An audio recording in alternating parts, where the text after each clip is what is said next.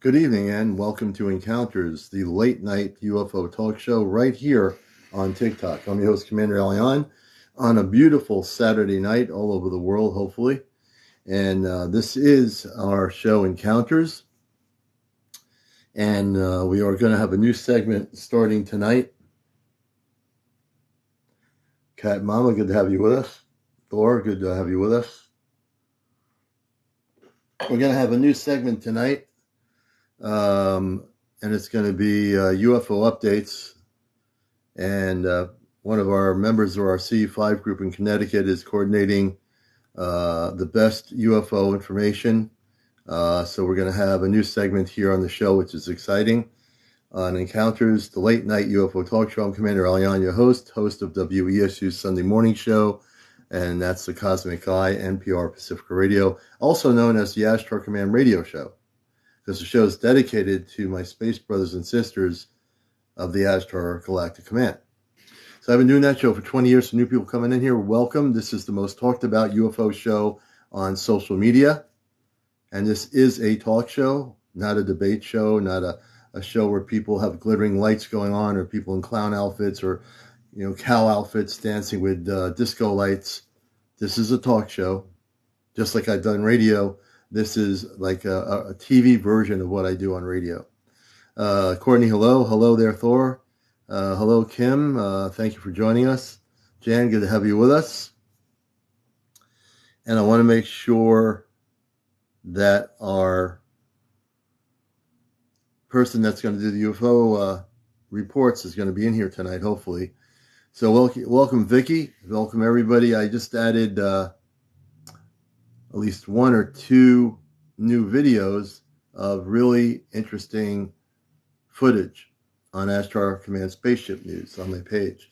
Also, please Venmo as you'll get to watch the show and you like what you're seeing on the show. If you're a new person, go to my Venmo link on CmdrAleon 2022.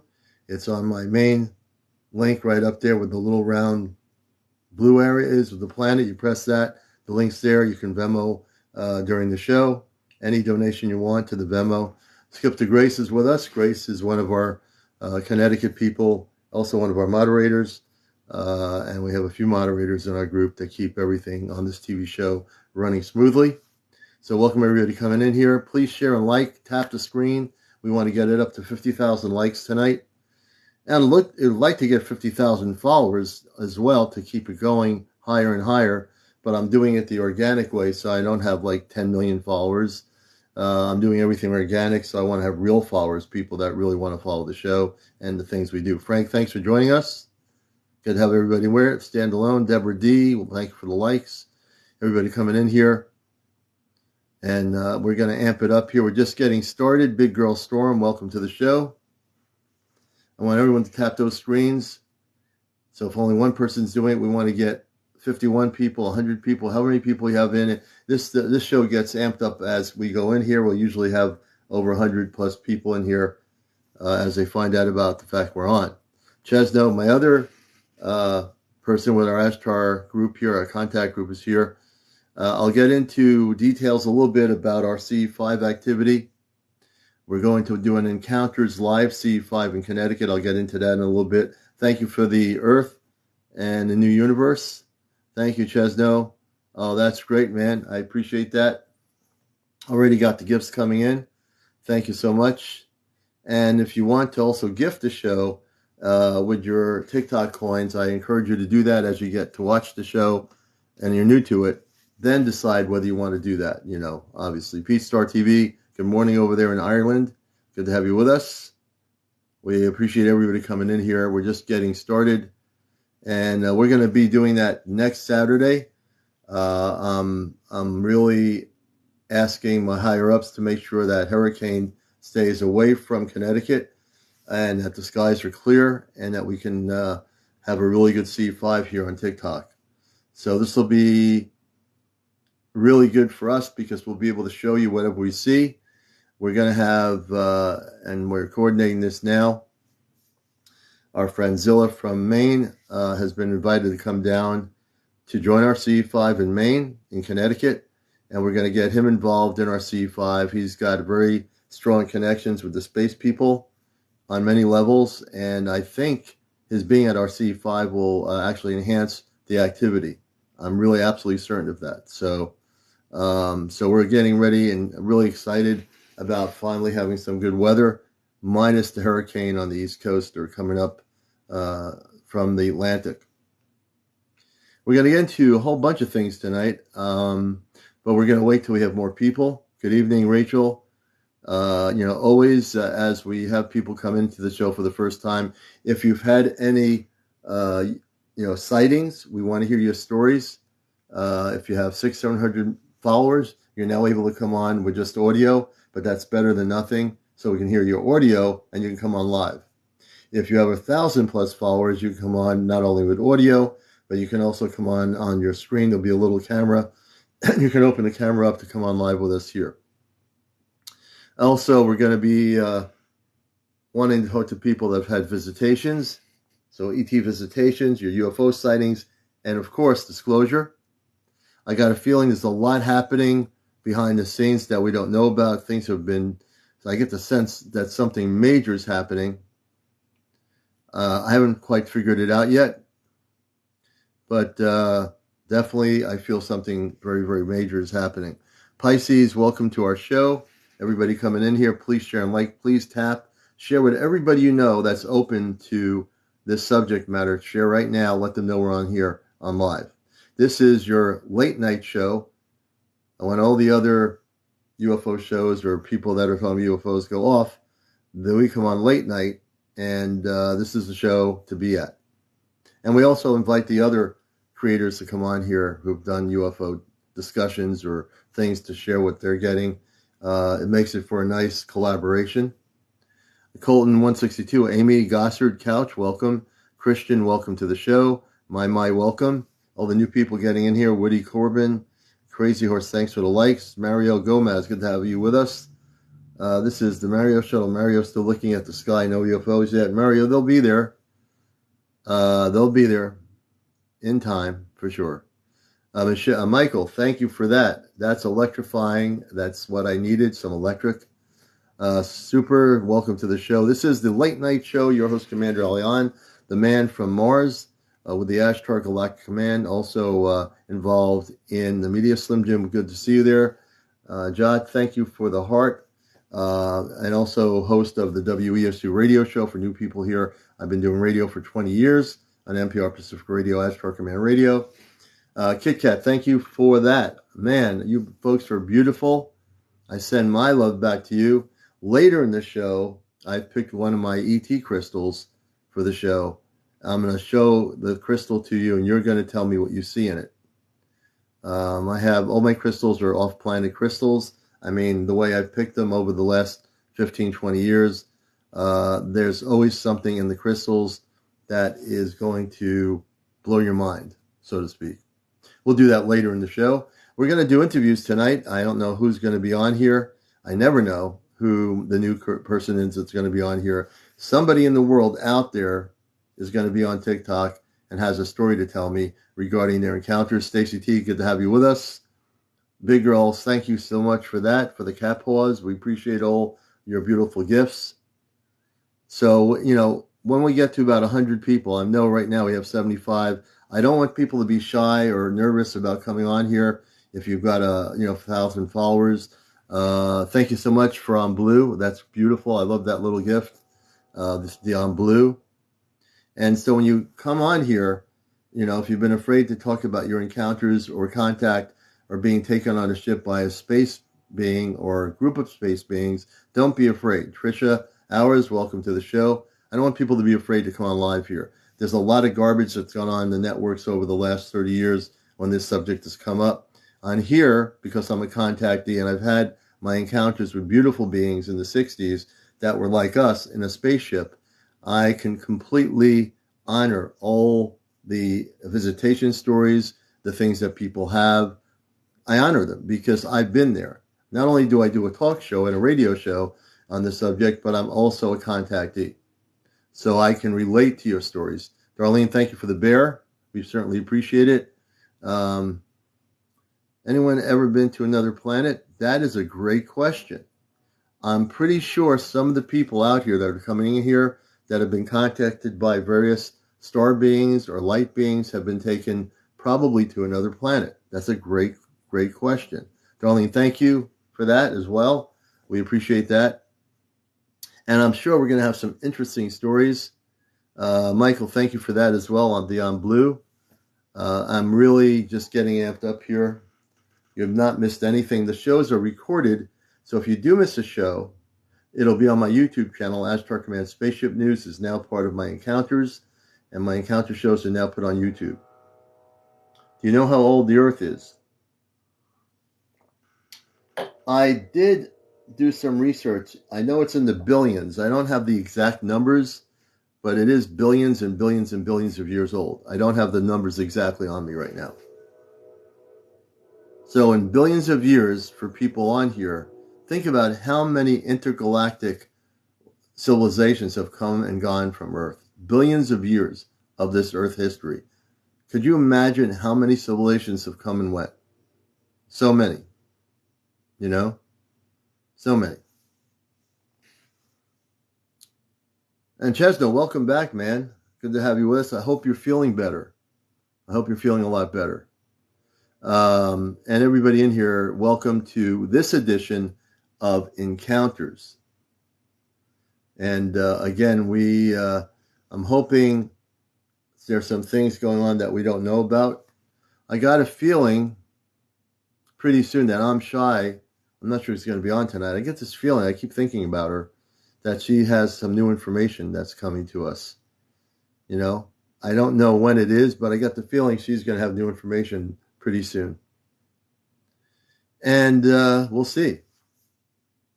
And I also want to mention that this show is open to anybody in the intelligence community that's dealing with the cosmic area to come on here and tell us something. If you are in any level of the DoD, in any intelligence community working on the non-terrestrial area, and you want to share some information under an alias or whatever, we welcome you to the show. This is a show for, as I said, disclosure, your UFO sightings, and your visitations. Okay? No, the Earth is not flat. I'm not going to get into debates with the people on that. There's a lot of those people on TikTok, and all they do is clash heads with each other. But just understand, in the whole universe, all the planetary systems are circular. In the whole universe, the multiverse. Cosmic One, good to have you with us. Hello, blessings to you. Katie, Crazy Horse, thanks for the likes. Katie, welcome to the show. All the new people coming in here. You're welcome, Andy. You're welcome on that question. And like I said, we love interviewing people. I love hearing people's stories.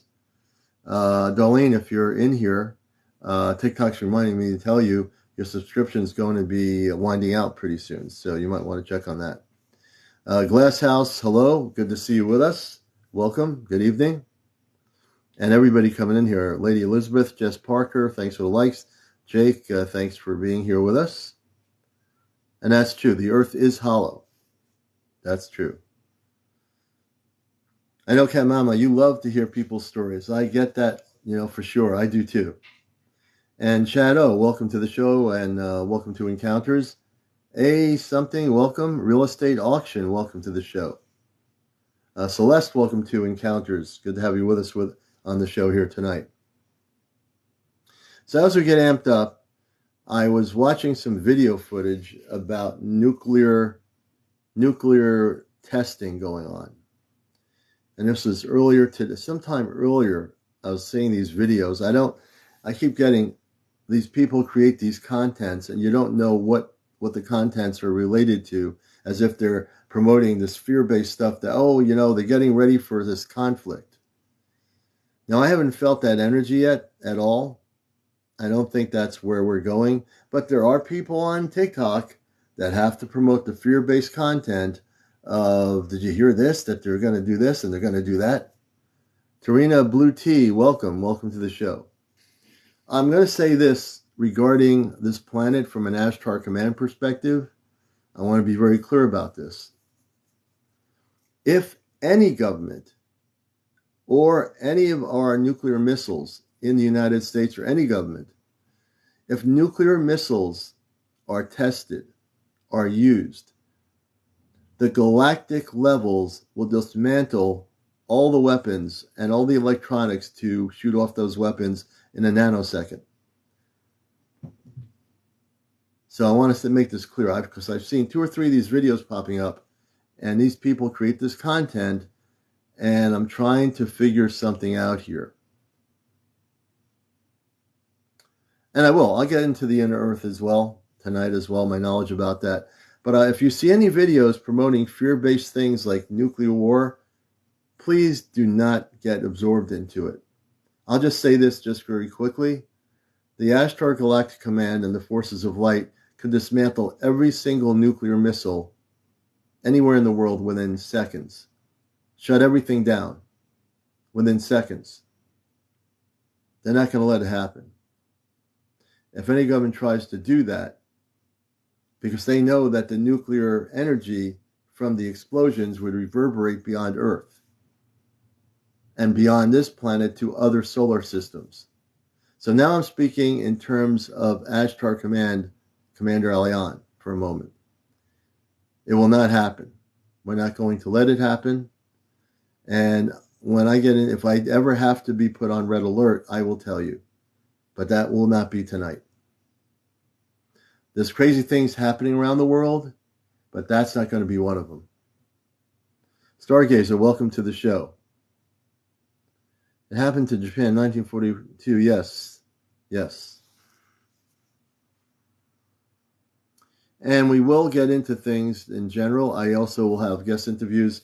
And also, just to let you know, speaking of the inner earth, and I appreciate that, Jake, the inner earth is where many, many beings of light live.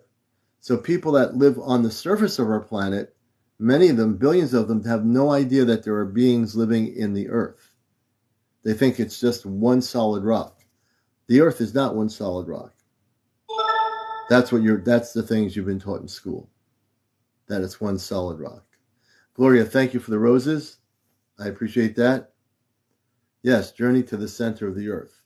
The real journey, if you were to go into the earth, is that there are beautiful waterways. There are people living there. There are cities that are very advanced. There are people that are growing things and living in a very harmonious relationship. Now, people say, how could within the earth be a different frequency than the outer earth? Because there is.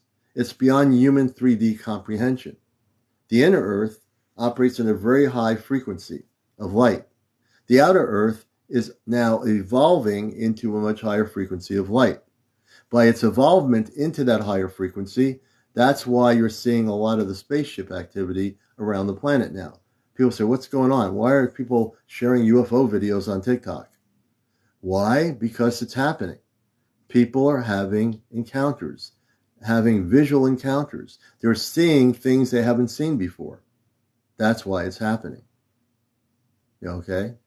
For those that are non-believers, I would say to you, and I have no qualms in saying this directly to you, very straightforwardly, wake up. Open your eyes, get out of your mind, and start looking at the sky. They're all around you. You just have to look up instead of down or straight ahead. They're right there. They're right there. And many more are coming. Many more ships are coming. What you call UFOs, UAPs, whatever you want to call it, flying saucers. That was one of the earlier, from the 40s, 50s. They're here. They've always been here for billions of years. But in this current human history on encounters, I can tell you that you need to get prepared for contact. Stop playing games with your video games and all this other stuff. Stop watching all the illusionary TV morning shows that are all a bunch of fluff and no truth. Okay? So we're going to get into some things tonight. And we're going to talk about Big Girl, thank you for the pizza. Thank you so much. And we always talk about cosmic truth here. CGI is computer-generated images. There's some stuff on here. I know there's one content creator on TikTok that creates some really good CGI that looks really real with spaceships or flying saucers and jets. And people are duped into thinking it's real. They can't figure it out. I talked to that content creator on messaging, and they create some really realistic video. But I've been on TV. I know how to analyze video, and he told me straight out, this is a CGI, computer-driven technology that he was using. There's a lot of that out there, and some people can't distinguish between that and the real stuff. So if you see anything that looks really amazing by this CGI person, he's straight on honest with me, which was good, that he creates this CGI that looks real, like a sky and these, the helicopters chasing the spaceships or the UFOs, but those are not real. So I'm here to teach people how to look for real video on the social media. Because some people, they don't know. They don't know what is real. This is their first time looking at things. So somebody has to teach them something. I analyze video every day. I get video all the time. Michael, thank you. So I can tell you if I think I've looked at TikTok videos, and I can tell right off the bat that they're CGI. I say people, look, those are CGI videos. Those are not real. But there are real videos out there, and there are real experiences out there. Anouk, good evening. Rachel says, we actually had aircraft chasing after a UFO on Daytona Beach, 2 fighter jets behind it.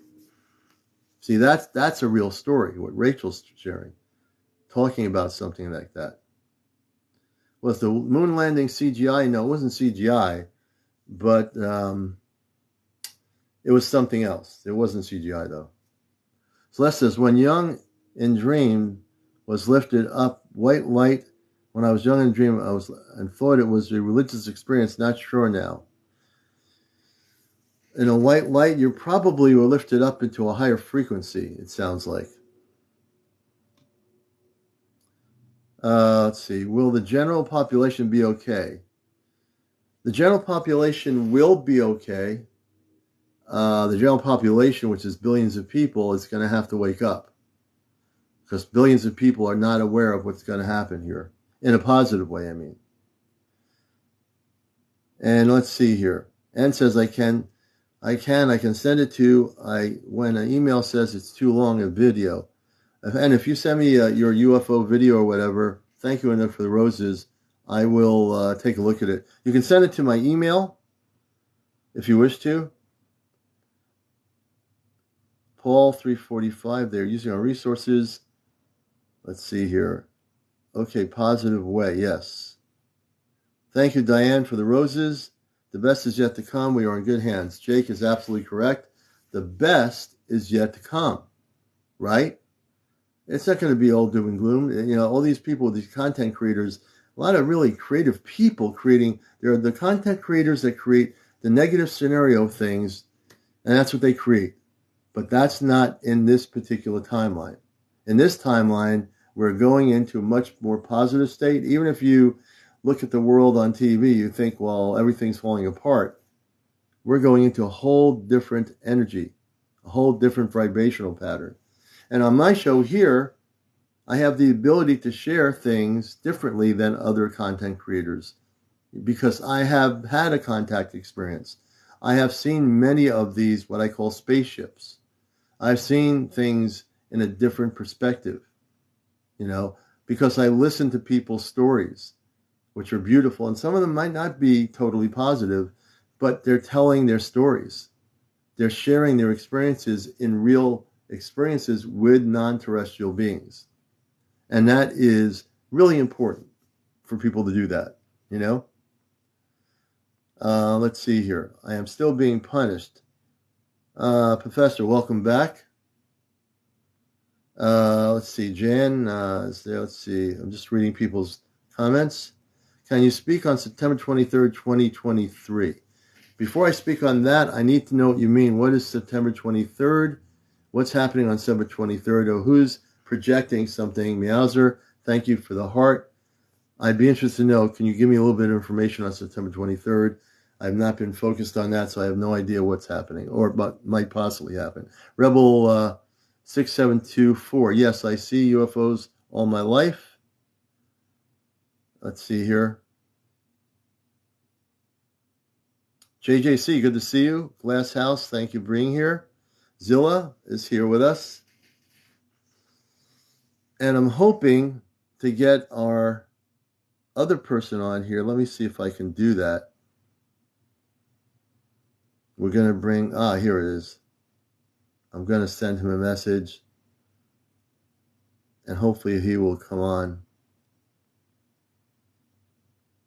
When he comes on here, he's going to be doing our UFO segment. And we're going to bring Zilla back on here. I don't know how the weather is up in Maine, but Zilla is going to be an integral part of providing real experiences that are happening constantly up in Maine with different extraterrestrial beings and spaceships. And Zilla is also invited to Connecticut for next Saturday when we have our encounter show live at an apple orchard. We're going to be showing you whatever we do. We're going to use the CE5 protocol to bring in the spaceships on video. Mother, thank you for the lightning bolt. We appreciate that. So there's a lot of things happening here. You said you came from Mars. Was it inside Mars or backside of Mars? It was on the inside of Mars. There was a time when Mars, billions of years ago, actually, a long, long time ago, in its advanced state, was using some technology not to hurt anything, but they didn't know what they were doing at the time.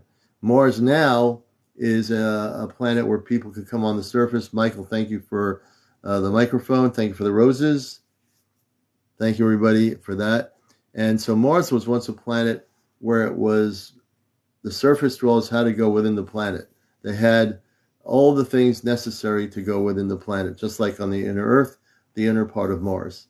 Jupiter, thank you for the rose. So,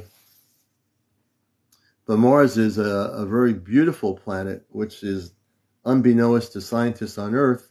Many 10 to 15 million inhabitants, as I've said before, live on the inner part of Mars, but there are parts of Mars where people now are coming to the surface. There's vegetation on the surface of different parts of Mars that you're not seeing.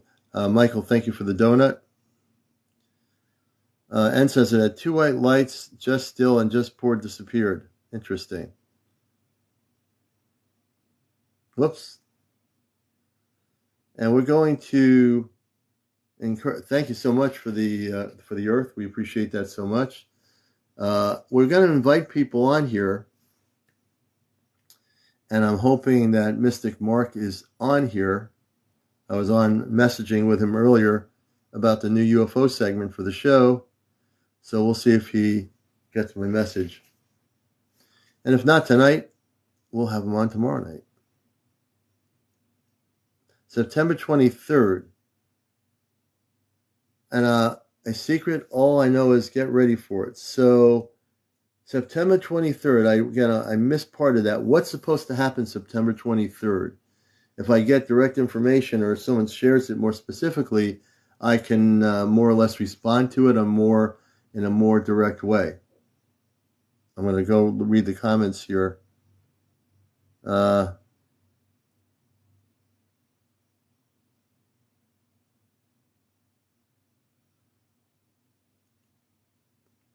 Okay, so on September 23rd, who's supposed to arrive? Power Mac says, and good to see you, Power Mac. Who's supposed to arrive on September 23rd? And who is the one? Let me ask this question from my news background. Who started this thing with September 23rd? Where is this information coming from? From who? What website? Where is it coming from?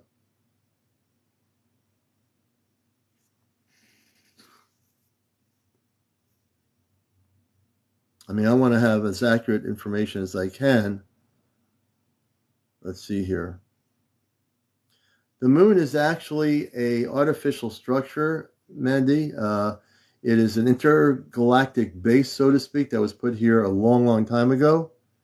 The moon looks like it would be a real moon with everything, but it really is a base, a galactic, intergalactic base station, so to speak.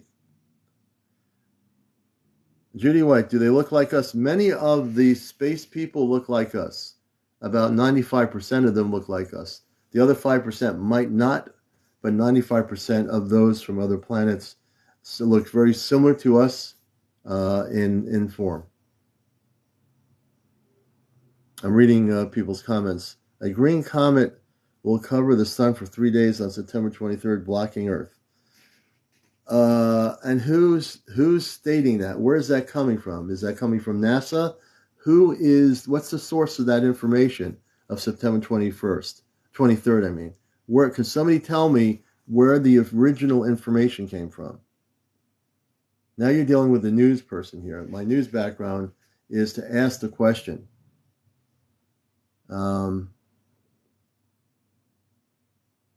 Unless somebody has the source of the information, nobody really knows that that's going to even happen. So as far as I know, nothing is happening. If anything was happening, my higher up within the Ashtar Command telepathically would tell me straight out. And I'm getting no indication of anything happening at all on the 23rd. So I need to know where that information is coming from. Celeste, I had positive contact in dreams with extraterrestrials after lifted up in the light, not seeing UFOs. Celeste, we want to bring you on here to tell that story. That sounds interesting. So, Celeste, you're going to be our first guest, if you so choose to come on with the Commander. You've watched our show. You know that we treat everybody with honor. I'd love to hear your story. Just make sure you turn your camera on if you're coming on. So we want to get Celeste on here. She said she had contacts in her dreams with extraterrestrials after lifted up in light. I didn't see any UFOs, she says. I want to hear a little bit about the dream state, because I've talked about the dream state being the cosmic reality. So if you have a dream of being lifted up and you've had contact with space people in your dreams, that's actually contact. I'd love to hear that story. I'm not sure if we're going to get her on here, but we're going to try. Let's see if Celeste will come on here with us.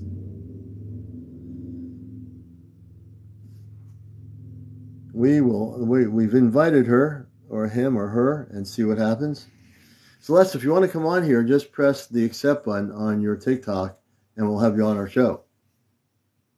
And if anybody else has 600 to over 1,000 followers, and you have an encounter story to tell, a UFO sighting story to tell, we'd love to have you on. Just press the guest button and tell me on messaging here, or just put a little note in here on your sentences as to why you want to come on.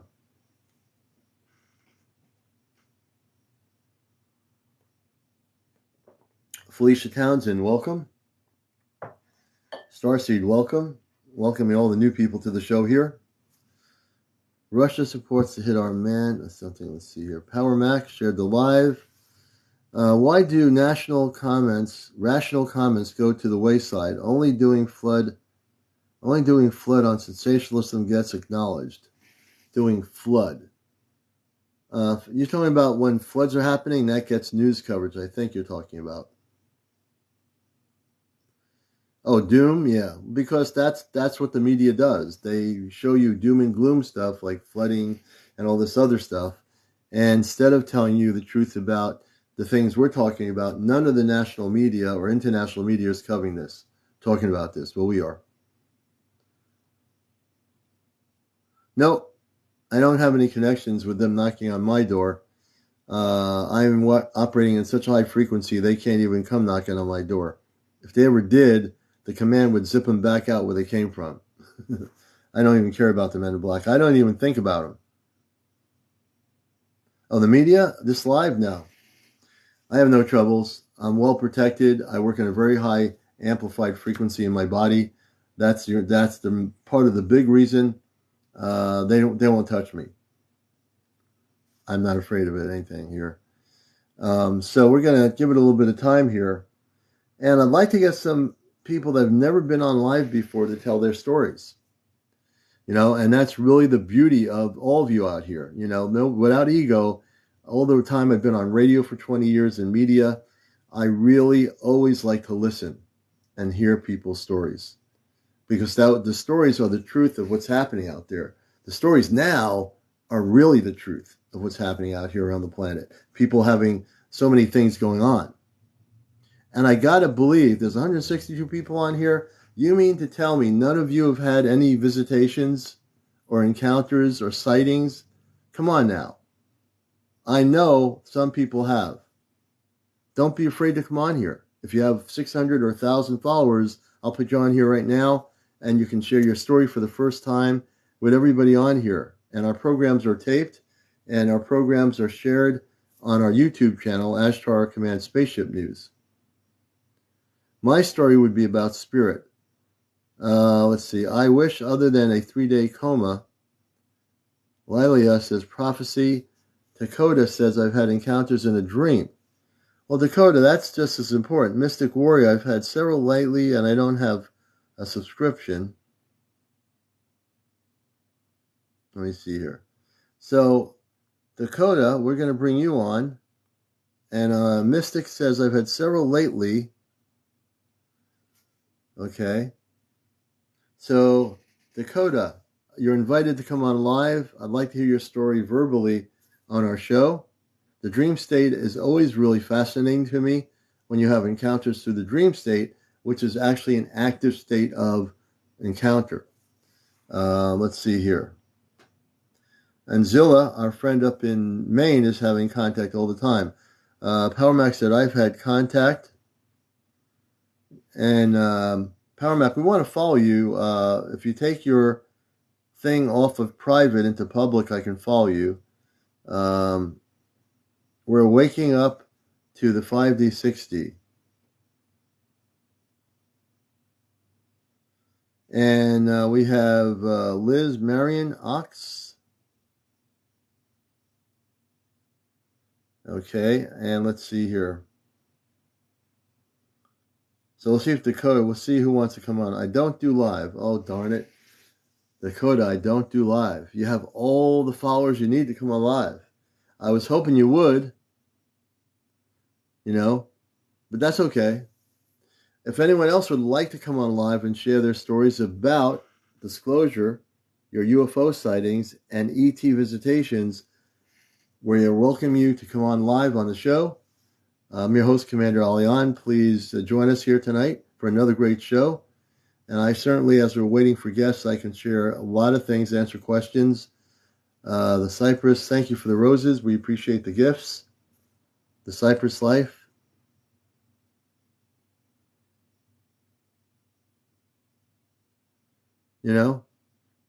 So who has got a story to tell regarding the whole realm of what's happening here? Tell me right on your senses what your story is, and we'll definitely try to do some live stuff with you here on the show. Like I said, for those that don't know much about me, I've been a contactee since the 1960s. My first contact was in Long Island, New York, when a ship in the cul-de-sac, a saucer-type ship with windows, I saw through a window in the upper part of the house hovering. And I saw men and women and children in like a bluish type of outfit. And I never, ever forgot that sighting and what happened. Never. I remember that since the 1960s. At first, I thought I was dreaming it, but I wasn't. It was real. Never forgot it. Because as I only remember, I woke up walking down a hallway type passage. Interesting. So Dakota's telling his story in sentences here. So that's cool. User Michelle71, thanks for the likes. I'm looking at who's coming in here. Champagne, welcome to the show. Everybody coming in here. This is Encounters, the late night talk show. Okay. Good to have you with us. Dakota says these beings were lined up on both sides like military style. Interesting. Anna, hi. Blessings to you. Welcome to the show. Thank you, Eddie Ray. Welcome to our show. Tink says, I can certainly do live, but I have only had one experience. Everything else has been spirit. So we'll bring you on there, Tink. We'll bring you on to talk about that. So let's talk about your encounter. We're going to bring Tink on. She's going to tell us one story to get the camera to Oh, wait, I'm going to do the camera. Hold on a sec. There you go. There you go. I'm pressing and it. I also thank you in advance for having the courage to come on the show. Oh, no, it's no problem. I've been obsessed with this stuff since I was a kid. But mainly, hold hold on a sec. Can you I bring don't want to. the can you bring I the don't want camera to do on, these or is that? effects. I don't want to do these effects things. Okay, there we go. Yeah, no. There you go. Welcome. This is our new guest, the Tink. Welcome to our audience, and you're on Encounters. So, actually, it's really funny. I mainly do. I'm doing dollhouse miniatures. I'm also a medium. It's not something I do by profession. I've had a lot of bad experiences in my life from accidentally opening portals and things like that, and just I had Yeah, a negative yeah, childhood. So, staying on a higher frequency for me is something I'm yeah. still learning, and I'm 45. But Hmm. 2 years ago, some things were going on in my life and portals opened and I didn't even know portals existed. And I read so much and I'm very, so a portal opened in my home and it was there for about a year. I write poetry and I ended up writing a poetry book about this portal where it's a graveyard of unsaid things. And basically I was helping like a lot of trapped spirits Hmm. move Hmm. on. But and this is the only time I've seen an alien that I recall. Hmm. And it was a negative one. You know how there are negative people? Yeah. Okay. It was one that looked scary, kind of like I want to say a watcher, and my Hmm. feeling of it was something far, far, far, far from the future than the beings that are helping us now. Yeah. Okay. So, it was very streamlined. I'm trying to explain it. I am a writer. It was very streamlined, white, silver, it, silver eyes, white. It looked like it was wearing a helmet, a The helmet. futuristic Okay. helmet. Hmm. Um, and this was during the portal. And it's the only time I've seen it. I had so many spirits and things come through the portal, and that was the only, and it was the only sort of, but it was How negative. It was like it was judging, but it was I, judging. Okay. I did close So it the portal. So, okay. So have you? And I'm glad you're here because I'm going to try to help you too. That's part of what I do here. Do you? I'm getting information to try to help you here, so that's why I'm quiet for a moment. When that portal opens up, does any being or any spirit come in, or is it, you have no control over that? well, I'm working on it. So I think I might be the portal.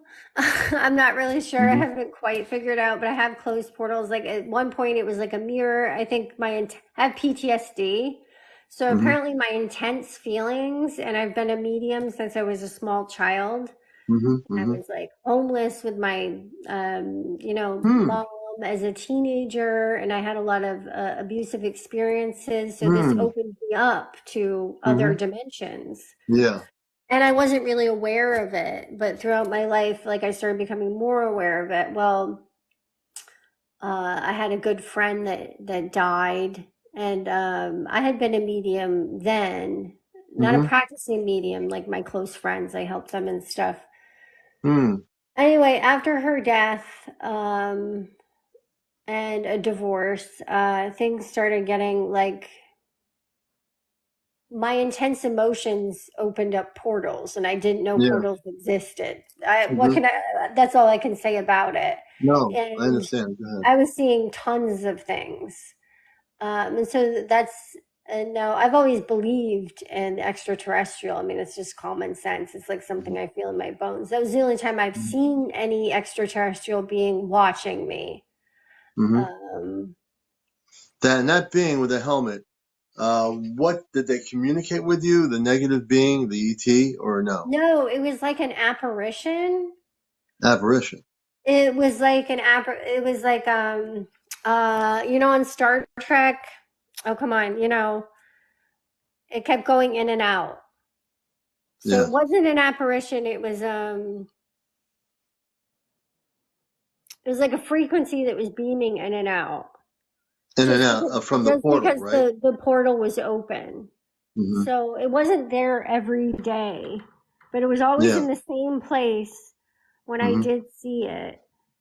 Hmm. And it was near my plants. And I had Hmm. the sliding glass window, and that's where which I'm right in front of right now, that's where the portal is. It's the portal's there. Yeah, and you can So, see things. Yeah. okay, so I'm going to help you now that I got a better indication of your story. Okay. This is also what I do.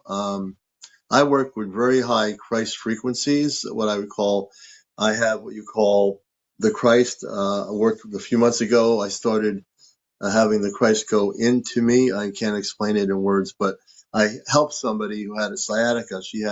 Was at one of my workshops going off planet. My psychic friend was there. She was there. To make the long story short, I usually would go around everybody with the crystals in my hand and give them a blessing. This particular person sitting across from me on the other side of the circle was crying in pain. I said, "What's the matter?" She says, "I have this thing going on." And then the first thing comes out of my mouth is, "We're going to heal you." So I close my eyes, and all of a sudden, this brilliant golden orange form of light comes, like a form of a body without a face, but pure, pure love, just into my body. I can't explain it in 3D word, any earth-based reality. I took myself. I said, "May I come over to you?" Come over to her, put my hand on her head, close my eyes. I completely lose track of time. And the last thing I hear is a whisper to her, not me, but the Christ saying, "You're now healed." I talked to my friend 2 months later. I said to her in the workshop, "How do you feel?" She said, "I have no more pain." Now she was crying because she was happy. I said, "All I am is a conduit. I have nothing to do with this. I'm just a physical conduit." And then I realized that I've been given a ability to help heal people in different ways. So over the months, I've actually asked the Christ, to let me understand more about what I am doing. So when I listened to your story, I'm going to suggest that do you have, do you ever think about the cosmic Christ in your consciousness? Yes, I've been doing a lot with shadow work. I mean, I'm a poet the past a couple of years. Um, I would say that my belief in the light has changed due to circumstances of, death, watching death, and also last week, I mean, as you can see, I mean, I'm not super healthy, but I look quite fit. I had some heart issues that put me Oh, I'm in the. sorry to hear that. Yeah, no, it was strange. My heart started beating differently. Mm-hmm. It hasn't happened since. I think they're going to try to figure it out. I Mm-hmm. see light and I see dark and I see gray and I Mm-hmm. see the different frequencies and I can connect with the different dimensions and I apparently accidentally open portals. So here, we But want to hear that. So here's what I'm yeah, suggesting. Now I have the answer for you. okay. Don't open all the portals anymore. Here's what I Well, want you I'm to not do. doing it on purpose. I know you're not, but you can control it. I'm going to share with you how Okay. you can control. You have the power to control everything. We all do. I mean, essentially, we all do. My contact experiences open my consciousness to another level of cosmic awareness. You have control of your mind. You have control of you're activated. You're an activated human being. You're totally activated, which is in a Yeah. sense a good thing.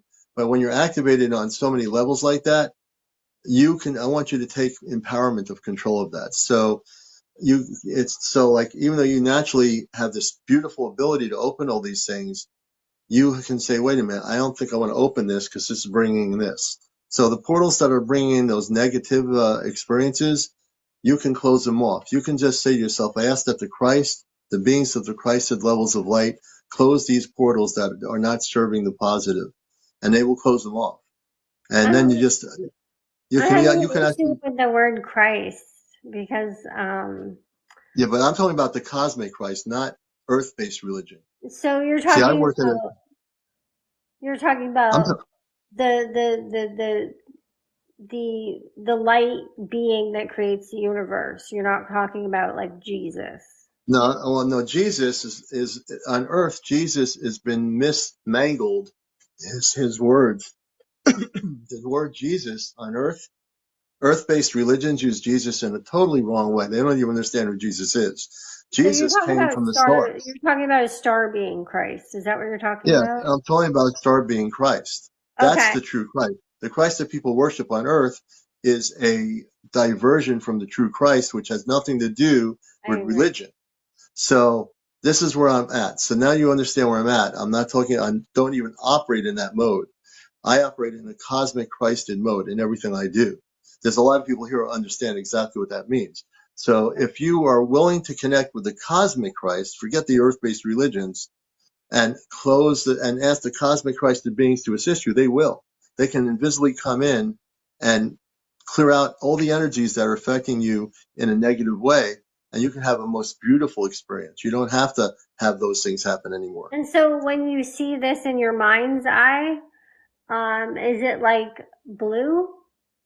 Like a light Well, the blue? beings are all different. There are beings that are called light beings. Like we had a number of months ago, my family was sitting in the living room here, and coming right through the window was a beautiful golden being just flowing right in, a full body, was not from this planet. And it was really, my cat saw it first, my wife, and then my daughter saw it. And it came right through and went through the wall and left like it was on a mission somewhere. But it wanted us to see it. It came through. And all we deal with is very high vibrational things that come through our house. It's all Never mostly seen space. anything gold. But the Yeah, blue light is what I get all the time. The yeah, blue being. Sort of like a blue aura. yeah. So I get it in my mind's eye, but I've also seen it physically. Hmm. And yeah, it's a light blue, like those glow sticks that you have at carnivals or the glow bracelets that are blue. Yeah. This that So the kind of blue, blue, but how it's do you, natural. so these blue beings or this blue energy, do you feel like that? Do you feel like, I always say, if you see something like that, do you like close your eyes and say to yourself, how do I feel? How do you feel when you see the blue beings? No, I feel like that's me, like I'm part of that. Like it's Hmm. one thing and um You don't feel separated from it. Do you feel that they're separate beings that are blue, or do you think you're an no, I feel extension of it? like they're trying to tell me that I'm like that. I'm like that Hmm. blue being. Right. And for some reason that causes me a lot of stress inside. I Hmm. don't know why. It could be the PTSD, it could be Hmm. something like that. Yeah, I watch a lot of like alien films. I've been growing up with that and stuff. I'm not really sure. I feel tightness in my chest when I talk about it. The blue beings, or the light, or seeing it. Hmm. Yeah. So I feel it in my chest. It's like it makes me sad a little, I guess. Um, They could be other beings other than yourself. They could be, there's people that talk about the blue beings. They could be blue, and do they have any form or any kind of like form structure? well, I'm not having a relationship with my daughter anymore from the divorce, but anything. When she was little, she saw blue orbs of light all the time, and she said they were there for me. So she didn't want to sleep alone in her room, and I was a medium even then. Like, I mean, I feel like I spoke to spirit. It wasn't something that was public or anything. So I kept Hmm. thinking it was spirits. I kept thinking it was ancestors seeing her or something. And sometimes she Hmm. said it sounded like bees, and that really hit me Hmm. because I have some sort of like deep down memory of when I was a kid Yeah. and when I was little and the buzzing sound. Hmm. Does that make sense to you? Well, the blue beings, I keep getting this, they are Arcturians. As some of the people are mentioning in here, they are Arcturians. Have you heard the word Arcturian or Arcturian beings? No, never. They are Arcturians. If you ask the blue beings who they are, they'll tell you. You can telepathically communicate with them. So the Arcturians, the blue beings, are very positive. Those beings are positive. But why do I feel such a sense of stress? in my. That's coming from your internal consciousness. The stress comes within, but the stress can be released once you face the stress. It can actually be released. And do you do meditation at all? So I try to do meditation, but again, like I'm always accidentally opening portals. I have nightmares. I do get messages from dead people. It's very confusing. Yeah, Um, and yeah, it's very confusing. It's not something, I enjoy. I do yeah, think the PTSD has skewed whatever gift I have hmm to the point yeah, of, it being not so great for me. yeah. Uh, You know, like I said before, as a teacher in my classes, I teach people how to operate at a very high vibrational frequency. And on this show, I always get very concerned when I hear stories like this, how we can help you. A lot of people in here are operating where they've had contact with very positive experiences. And also some of the people that here and some of my friends in Connecticut are, psychics that work in our contact with ETs of the positive kind. So I really want to spend time with you here because I think I want to help you in a way that doesn't take you away from what you're doing, but I think you have to put boundaries, in terms of what's coming through, because you can control that. You know, we can control our own destiny. We can control. You have more power, believe it or not, than you even know. You have a lot of power. It's a matter of honing in on that power and saying, okay, this is what I'm going to turn this dial on here, press this button here. Nope, you can't come in today. When you deal with a lot of the spirits and people that have passed, you can also control what happens with that too, if Yeah, you choose I to. read the Norman cards. I do a lot of divination. It says it a lot, but like right now, my throat chakra right now, it Mm-hmm. feels like I'm being like strangled. Well, Like that's not good. it's like it's not something I speak about. I mean, I do write poetry and I did write about that in my poetry Mm-hmm. book, about the portals and the beings that I saw. But I was in what people call as hell, but I don't really believe in hell. It was spirits, it was beings from other dimensions, and they were stuck. And Yeah, and that's what I wrote about. But I don't know why I'm feeling it my throat chakra right now. I feel like it's supposed to be like a secret, yeah. like I'm not My supposed friend, I have my friend Grace from Connecticut. She's a really good person, and I'm going to let her help you out a little bit here. We've worked together. She's in our C5 Ashtar group. Hey, Grace, to. welcome to the show. Hi, good evening, everyone. Hi, Commander. Hope you're well. Oh, yes, Hi, Tinks. Hi. Hey, you're okay. We love you. we do. We We're going to love help you. you. We got you. Sorry. It's okay. Don't be sorry. You're It's Yeah, fine. like really you're in the coming up right place here. You're in here. a good place here. Yeah, and crying is a release. So Yeah. don't ever be, feel sad or feel like you have to say you're sorry. It's okay. It's part of the human, emotions. It's Yeah. what tells us, it's a sensory that we all experience at some time or another.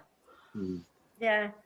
My body is just like acting really weird lately, with electric impulses and stuff, and Hmm. I'm feeling like nerve stuff, and then the throat chakra right there.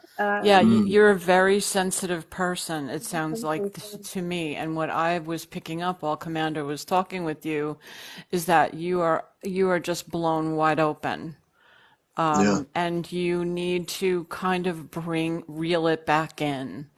So when I work with people, clients, and I talk to them about these types of experiences, because I do star coaching for people who have had these experiences and can't, and like open up too fast, too quick, too hard. And so what happens is you have to kind of imagine yourself like, when you cast out a fishing line into the ocean? And Yeah. basically, you're casting out the line to the entire ocean, and Mhm. you're just like waiting now for a bite. That's sort of like what is a great way of kind of expressing what you're going through and what you're experiencing. So if you could imagine yourself casting that line out to the ocean, then imagining yourself in your mind's eye reeling it back in. Just reel that line back in, like make that spiral. Even use your hand to reel back the line and just bring it back in. And once you get that line back in, you need to just in your mind's eye imagine yourself closing that down just temporarily. It doesn't have to be all, forever. You don't want to shut off your actual gifts, but you want to give yourself a rest right now because you need to heal. Okay. I can see it clearly. Yeah, you're experiencing, I mean, there's a lot going on. It's multi-dimensional, and when you have multiple experiences going on at one time like this, it can be psychologically challenging and sometimes too much. And what Commander was talking about with the Christ consciousness, it's highly recommended when you meditate or you do any kind of work, spiritual work, just concentrate on the Christ consciousness. Surround yourself with protection, the light of the Christ consciousness, and then also maybe perhaps ask for Archangel Michael to come in and aid you in some guidance and protection. You can also ask for Metatron to come in. Those are like those are the three. And I haven't asked for Archangel Michael in a while, which is interesting because it used to be something. And meditating is very, very hard for me lately. If I concentrate too much, I open portals. I'm painting, like I paint tiny furniture for my business, and sometimes I can get into a zone that feels kind of like a wave where I'm relaxed, but actual focusing on meditation feels like it's opening something.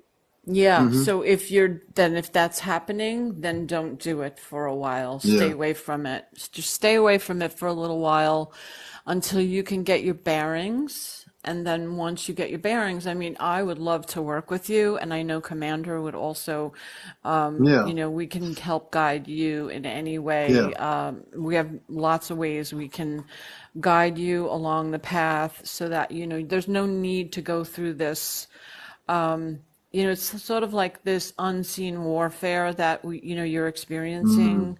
It's like there's things going on outside of you and inside of you that are kind of, it's like this silence. It is totally blending and gelling together, and you can't make heads or tails of whether or not it's a message from a messenger or star being or any of that. It's just way too much for you right now personally. It's a lot. I mean, there's no break. Like all my dreams, dreams and nightmares. Like I don't ever not dream.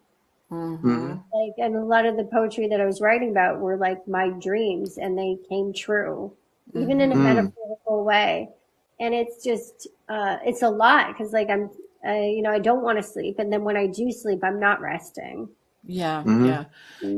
There's a really great book that I recommend for you to start, pick it up if you can. It's called Freedom from Fear.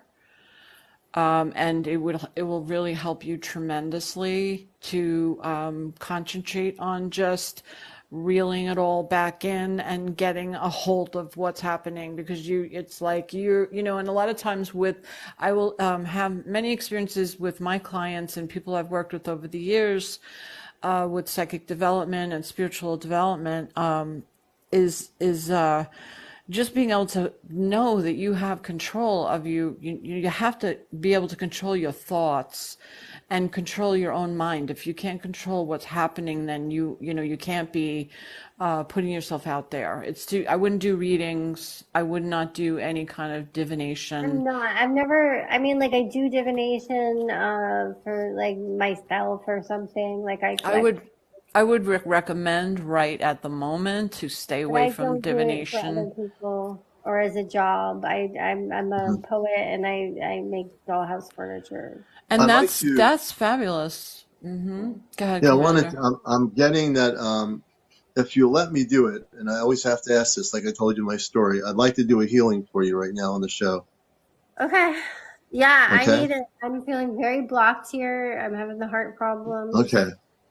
We're gonna really put a lot of power going through my hands here, and I'm gonna do this. I don't do this always, but people know when I've done this remotely here, it definitely is. People feel it. I don't just do it to show anything or show off. I do it because it's part of my mission work. So I want you to close your eyes. I want you to clear your consciousness for a moment. Okay. Okay. And what we're going to do is I'm going to work with the Christ right now. I'm going to ask the Christ, the cosmic Christ, to work through me, that we clear all the energy out of your house. We're going to clear all the energy out of your house. We're not just working on you. We're going to work on your whole environment right now, which is something I've not done before. So we're going to do this. Okay. Close your eyes, please. I want you to just clear your consciousness of all thoughts, of all portals, of all dimensions of existence.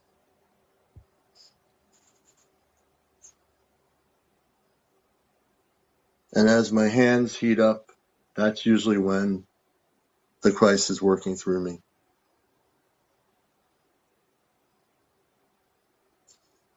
I ask that the Ashtar Command and the forces of light automatically go into our house and clear all negative energy out of our house. Ask all the Christed beings of light to clear every level of her house, from the bottom to the top, to put a circle and a bubble of protection around her and her environment in the place that she lives right now. All that we take here from your home, we're giving back to the Creator. We're not holding on to any energy from your home. It's going back to the Creator right now. We're going to give back to the Creator. We're going to work on your mind, and any attachments to your body that are negative are going to be forced to leave. We're going to clear your whole body of all the attachments that have been attaching to you for all the work you've been doing with the portals. We ask that the command close any portals in her home that are negative. They can never be opened again.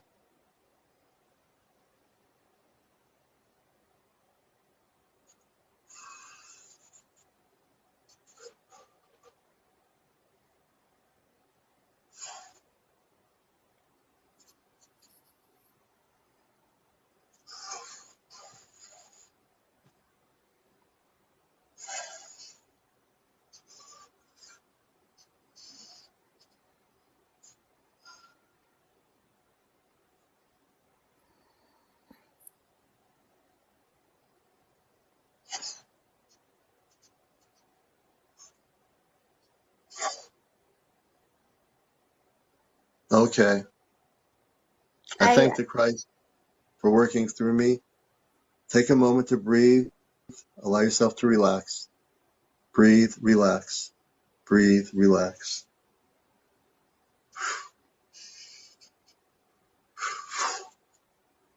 Okay.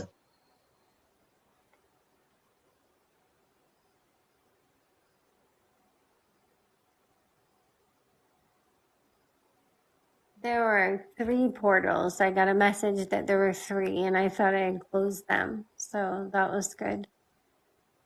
Hmm. Did you How get do you the? feel? Yeah, there were 3. I felt when they were Mm. closing. So Yes. I want you to know that we have Ashtar Command people in your house now. They're from beyond this earth. They're going to stay with you. They're from my sector, and they're going to stay with you, help you. They will be with you. They won't let any more negativity affect your consciousness. I I could sent them there. see that. I when I was closing my eyes, I visualized when the portals were closing, and they're all the sliding glass doors. I have 3 sliding glass doors. Um, uh, the beings And there was more than three, but I could only concentrate on three, and they reminded me of green scribbles, like a scribble light.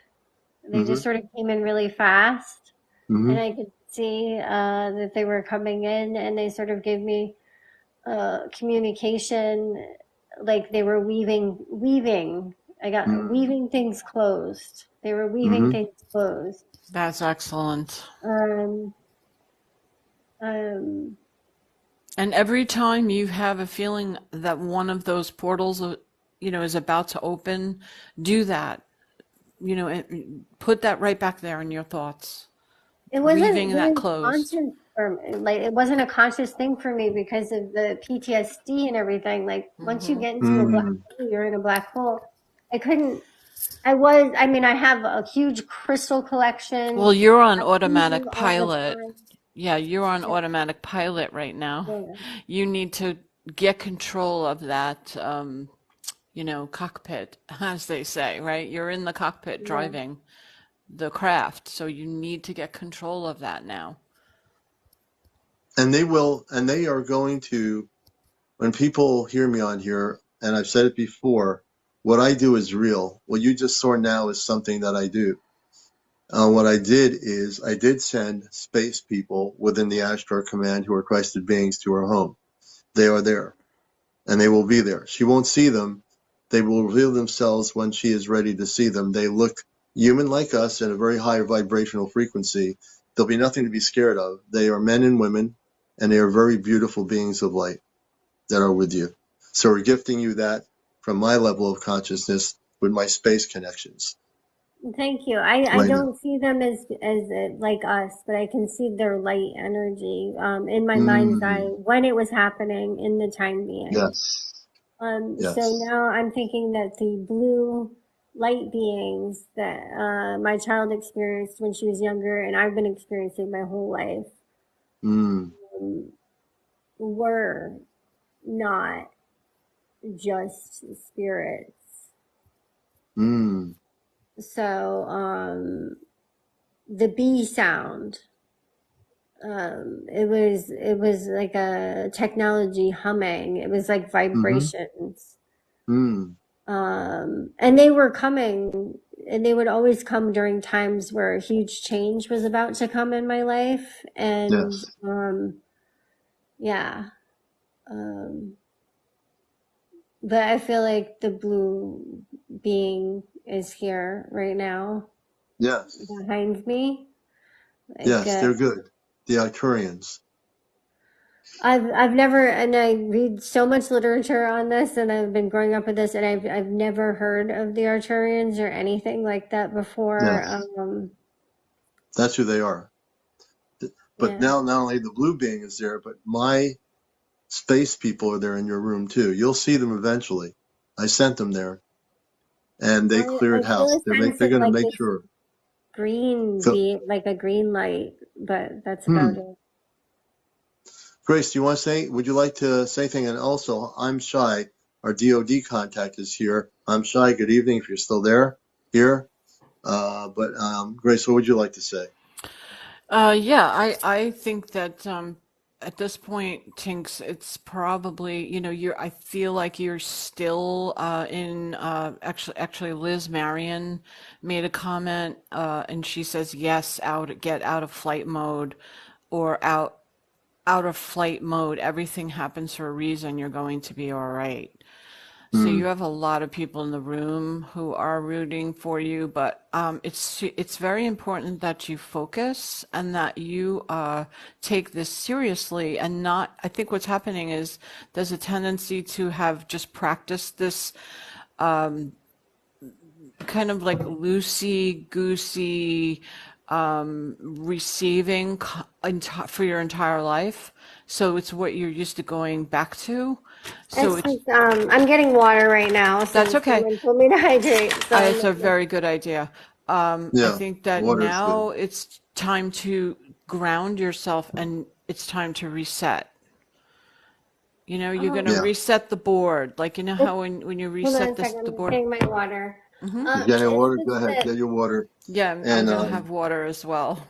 it's that and also, I don't understand it, and I had such trauma as a child that Well, that's a big part of it too. I mean, grounding wasn't normal for me. well, you So have to get into your, the best way to ground, and I always find this to be my best way or practice is to get into the earth, and get your bare feet on the grass, and or just touch a tree or a flower, or put your feet in the water if you can get to the water. Hold a rock. Hug someone. It's a great way. Somebody mentioned in the comments to take an Epsom salt bath. I do take Epsom salt baths. I hmm, have a crystal collection. I live near a lake. Um, Take a after walk in my nature. Today, I took a walk. I went to an art hop and I walked for miles, but there were so many people there. I was getting so much information that Yeah, by the time I got home, you're very open. it You're was wide it was open. I hard. think And I was you wearing crystals. Yeah, it doesn't matter if the crystals aren't going, you're the conductor, hmm, the crystals are the amplifier. yeah, So if you continue to walk around like a wide open vessel, that's what you're going to get. Empaths walk around not knowing that they're receiving everybody's stuff. I mean, you have to say, do like I used to do this very early on when I used to do readings. I would imagine a very large crank in my kind of mind's eye, and I would close that crank shut, and I would completely crank it down. And it was as if I was, taking a lever and just closing that lever. Because if you don't do that, you're going to just walk around and continuously receive from anywhere and everywhere. And you don't want to do that. You want to make yourself that hmm, vulnerable. Well, actually, I haven't been leaving the house that much. I've been helping my grandpa and driving up there because he's dying from cancer, but I'm I'm sorry. agoraphobic because every time I leave the house, I get too much stuff and then I can't take it in. So hmm, I've Well, always you've been experienced a lot. You really have been yeah, through a lot. It's mostly, very apparent, and I'm getting that from you through this program that you're a very sensitive person. You're an empath. You're wide open. You've experienced a lot of trauma in your life, and mm, yeah, I think shadow work is great, but I feel like sometimes we need assistance with shadow work, and that maybe a professional, somebody who can guide you with that shadow work so that it actually makes sense. And that is also grounding. That could be tremendously grounding as well. yeah. And when you have protocol, it will actually change your life.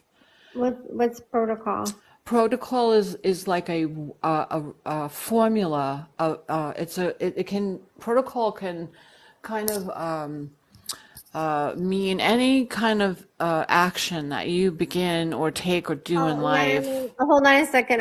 Can you get my stand? Because my hand's hurting. Yeah, I was doing a healing online, honey. Can you get my stand? My hand's hurting now, so sorry. Oh, Just yeah, the head's right. that's my husband, and he came down, and he didn't know that I was doing this. You sound like you're ready for some sleep, and I think Yeah, you you look should like rest. you should rest. Yeah, I think Yeah, I'm Grace is like right. exhausted. It's true. You But Um, are. just yeah. do the think about what we've said to you tonight. Think about what Commander has said. Thank I you, mean, Michelle. Okay. I feel that Yeah, these are all things you have to take seriously because you need to protect yourself right now. You right. don't I'm, need. You need yeah, to I'm rest. trying to take it seriously. And I I mean, a lot of. and I want to thank you for being here. There was a reason you're here to come on here. And this is what we do on my show. We're not your typical UFO show. I do my background. I do healing. I do workshops. I use my hand primarily to heal people, but I don't heal anybody. I'm just a conduit. As I said, I work with the cosmic Christ, not the 3D world. So I want you to think about Christ now in a positive way in your consciousness, but think about the cosmic Christ, because the cosmic Christ is very different, very loving, very incorporating, accepting of all life, everywhere in the universe. And you're a very beautiful being. And you must feel a little bit better now than you did before when you came on here. You have people saying you seem lighter, you seem brighter. How do you feel? I do. There's no pressure on my chest. Like, Mm-hmm. I was having problems with my heart. I've never Mm-hmm. had that before. There's no pressure on my chest anymore. Yeah. So we're going to. I mean, like maybe a little if I'm honest, but it's lighter. It's so much lighter. Yeah. See? That's great. Because the Christ worked through your body. He cleared all the negative attachments out of your body through my hands. That's what happened. Absolutely. And I could see things. Just don't Yes. even go there anymore. Just shut that down tonight. Just concentrate on, focus on, just love and surrounding yourself with the Christ consciousness. Every time you feel yourself opening up to some thing that is outside of you, that is not from you, from your inner being, just shut it down. Shut it down. See that portal closing. Weave that portal closed. You already have the. I'm trying to feel knowledge. like I can't get the imagery right of. You don't have to get the imagery right. Don't put How do I pressure take on worry it? about yourself. Don't worry about it. Yes, that's right. Don't worry about it. Don't worry about any of that. Just rest and be. Oh, someone asked me. My throat feels better. I'm drinking water. Good. I did just have a hiccup there, as you saw. Good. I just want to say, really, so much they're telling me the command, my connection. Kadar Manka, who's my connection off planet, says, tell her she is now protected, that we have space people in your house, in all areas of your house. They are there and they will stay there permanently to keep the house protected. They'll work with you when you feel a little bit weirded out. There are medical people in this grouping of people within the command that are there at your house. And whether people believe it or not, I tell people I don't care what they believe. I do what I do. I came here from another planet. I work in Christ consciousness, and we're here to help you out because that's what we're here to do, and we will always. Okay. Thank you. I will open a window and breathe in some fresh air, starshine. Okay. Thank you. Yeah, I probably should go to sleep. I walked like miles today, and I do feel like that was an intense healing. So Yes. I probably should rest. I'm so glad you came on. I'm really glad you came on. Thank you. Like, I was going to stay off TikTok. I've been going through so much health problems and stuff. And like, I went on tonight. I went to I go to a DJ guy I like to see. And then I was flipping through and then I stopped here. And all I wanted to do was just like not be a part of the world at all. And I just stuck in here. And I realized now that was like a message to me. And I actually did hear it. So I'm happy I listened. Like sometimes I'm not listening because I'm, Well, we're happy you're here. Your energy now, when you were crying and all these things are going on, that's when that's when the Christ told me he wanted to work with you. And I have to listen when I'm being told that. I'm just a conduit in the physical form. And I'm so happy for you. I can feel things are much lighter in your home and it's going to be much better. Much better. I can feel it too. Thank you so much. I had no idea. I mean, like I've talked to other helpers, the portals, but like I kept thinking I was closing them. No, don't go there. Don't go there. Yeah. No. Nope. I'm going to stop you right there. Yeah. No more the portal thing. No more talk. No more portals. Okay. Just love and gratitude and appreciation and the Christ consciousness right now. Well, that's thank you both. And you're welcome. Yeah. I feel really exposed now, so I do want to kind of get off. Yeah, you're very welcome. We'll let you go to sleep. You go to sleep and relax. But and when we're on, you're welcome to watch our show and be here because we have a lot of people here that love you, and the command loves you. We love you, and we're here for you. Well, thank you so much, and I'm gonna go cuddle with my husband and go to sleep. There you go. Thanks. All right. Take care, Okay, I Grace. really Night. appreciate it. Good Thank you night. for You're being here. welcome. Thank you so much. Thank you. Thank you. You're a blessing. Now, take a deep breath, everybody. I mean, for me, it's emotional. Yeah. It's emotional for me. Yeah. Mm-hmm. You know, when you help somebody, just like when I helped that woman on my workshop, it gets emotional for me because it's real. You know, I can't make this stuff up. It's real. That's why I'm here. You know, that's why I came here. I didn't know I was going to do all this stuff later on in my life, but I am here to do this. And I accept the responsibilities to help every other person on this planet. That's what we're all here to do, really. I only got activated with this Christ thing a few months ago.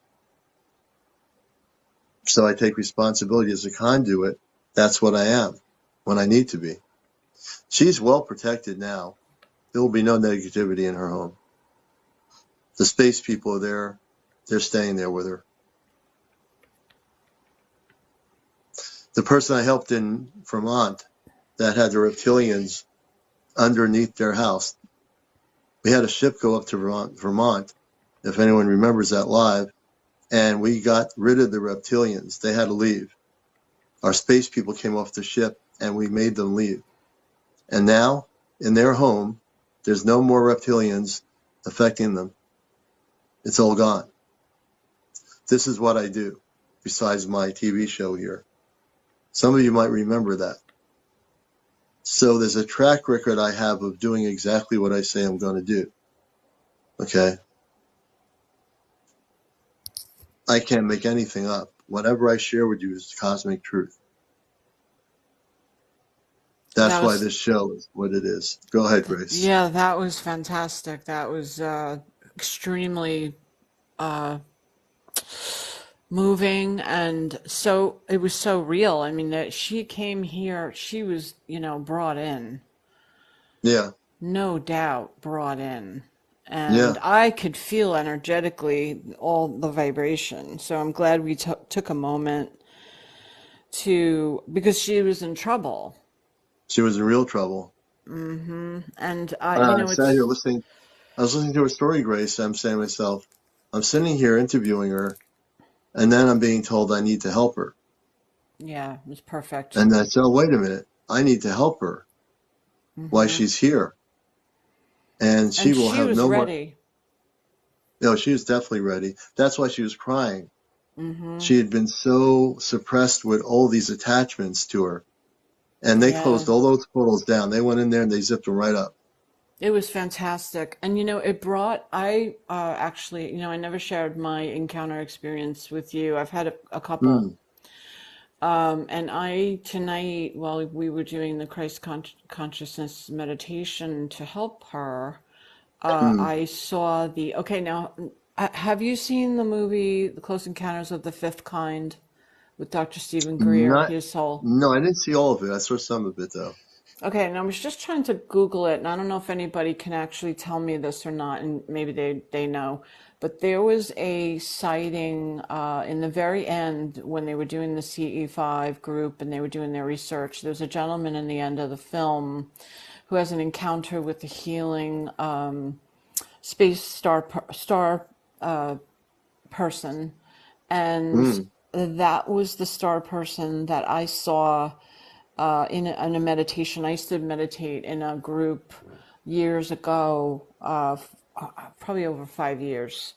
And we would meet regularly every week. And I had a full on visitation from a healing mm, being. And he was, or I want to say it had like a male energy. There was a male energy, but he was magnificently beautiful, and he looked like nothing I've ever seen before. And when I saw that movie, it was the same being that was in the movie who visited one of the CE5 members.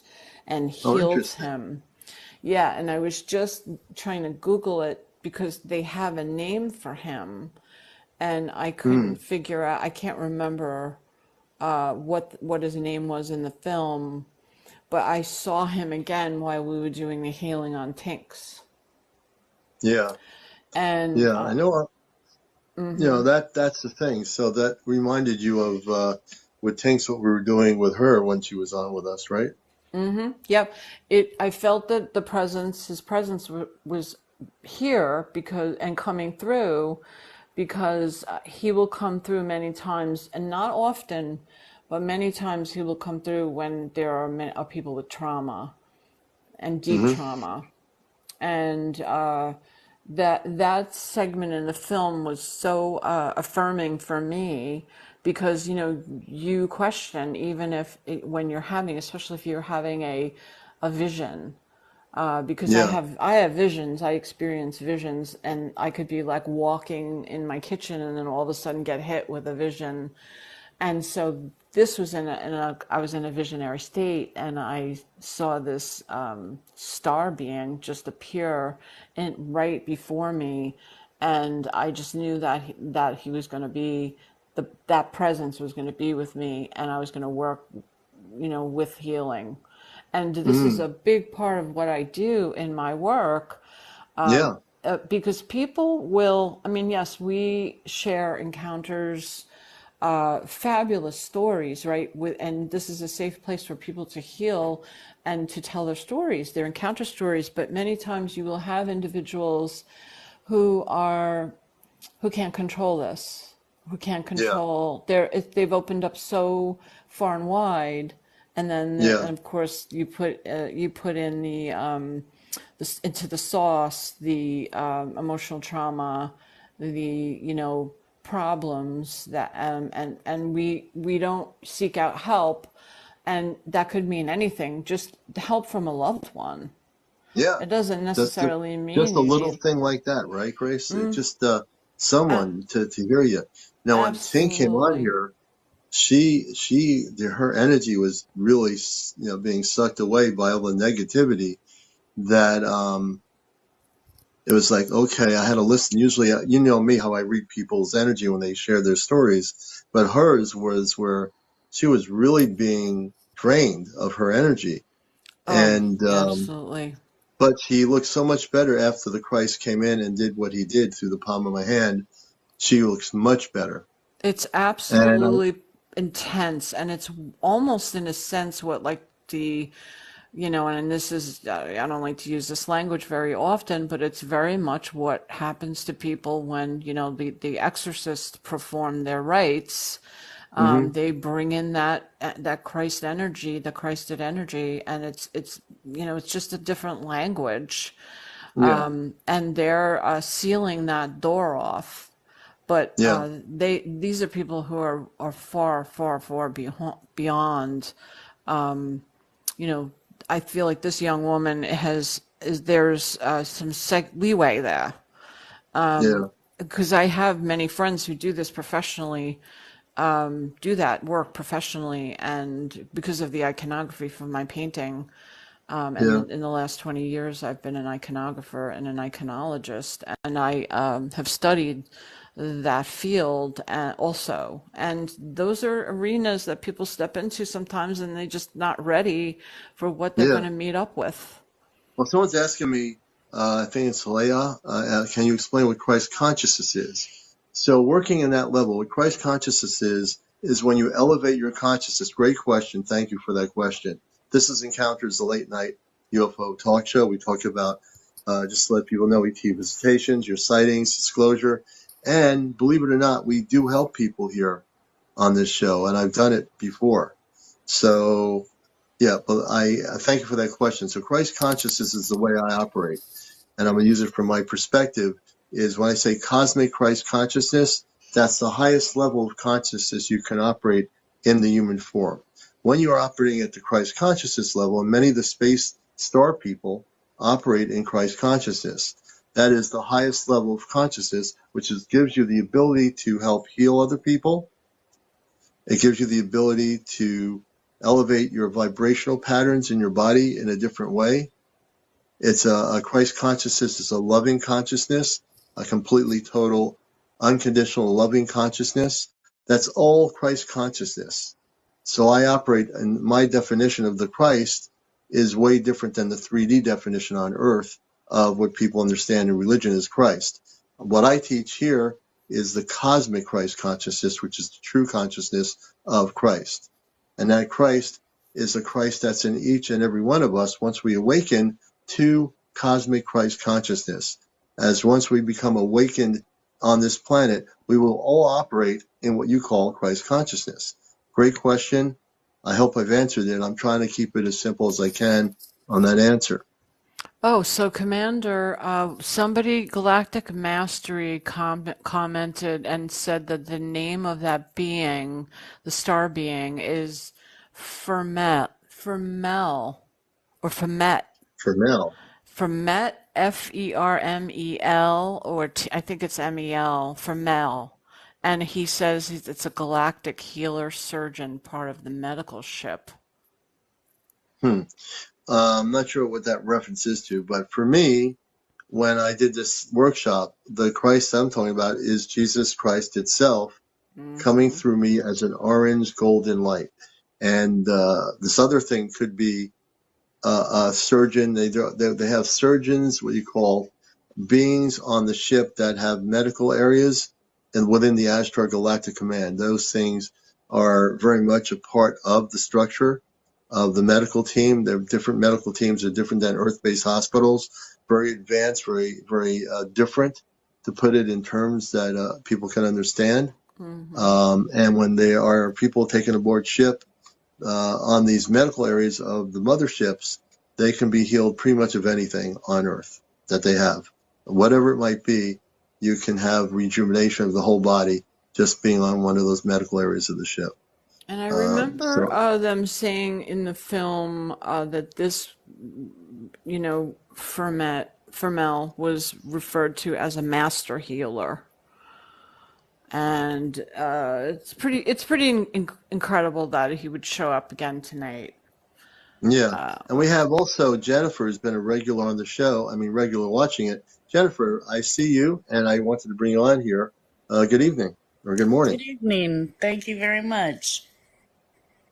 And what would you like to share with us? I know you had some things you wanted to share tonight on the show. Yeah. First, I wanted to share. Now, this is about just spirit. It's not about UFOs. But one of my encounters, well, I've had several encounters with spirit for the last 30 years. It started happening after my daughter passed away.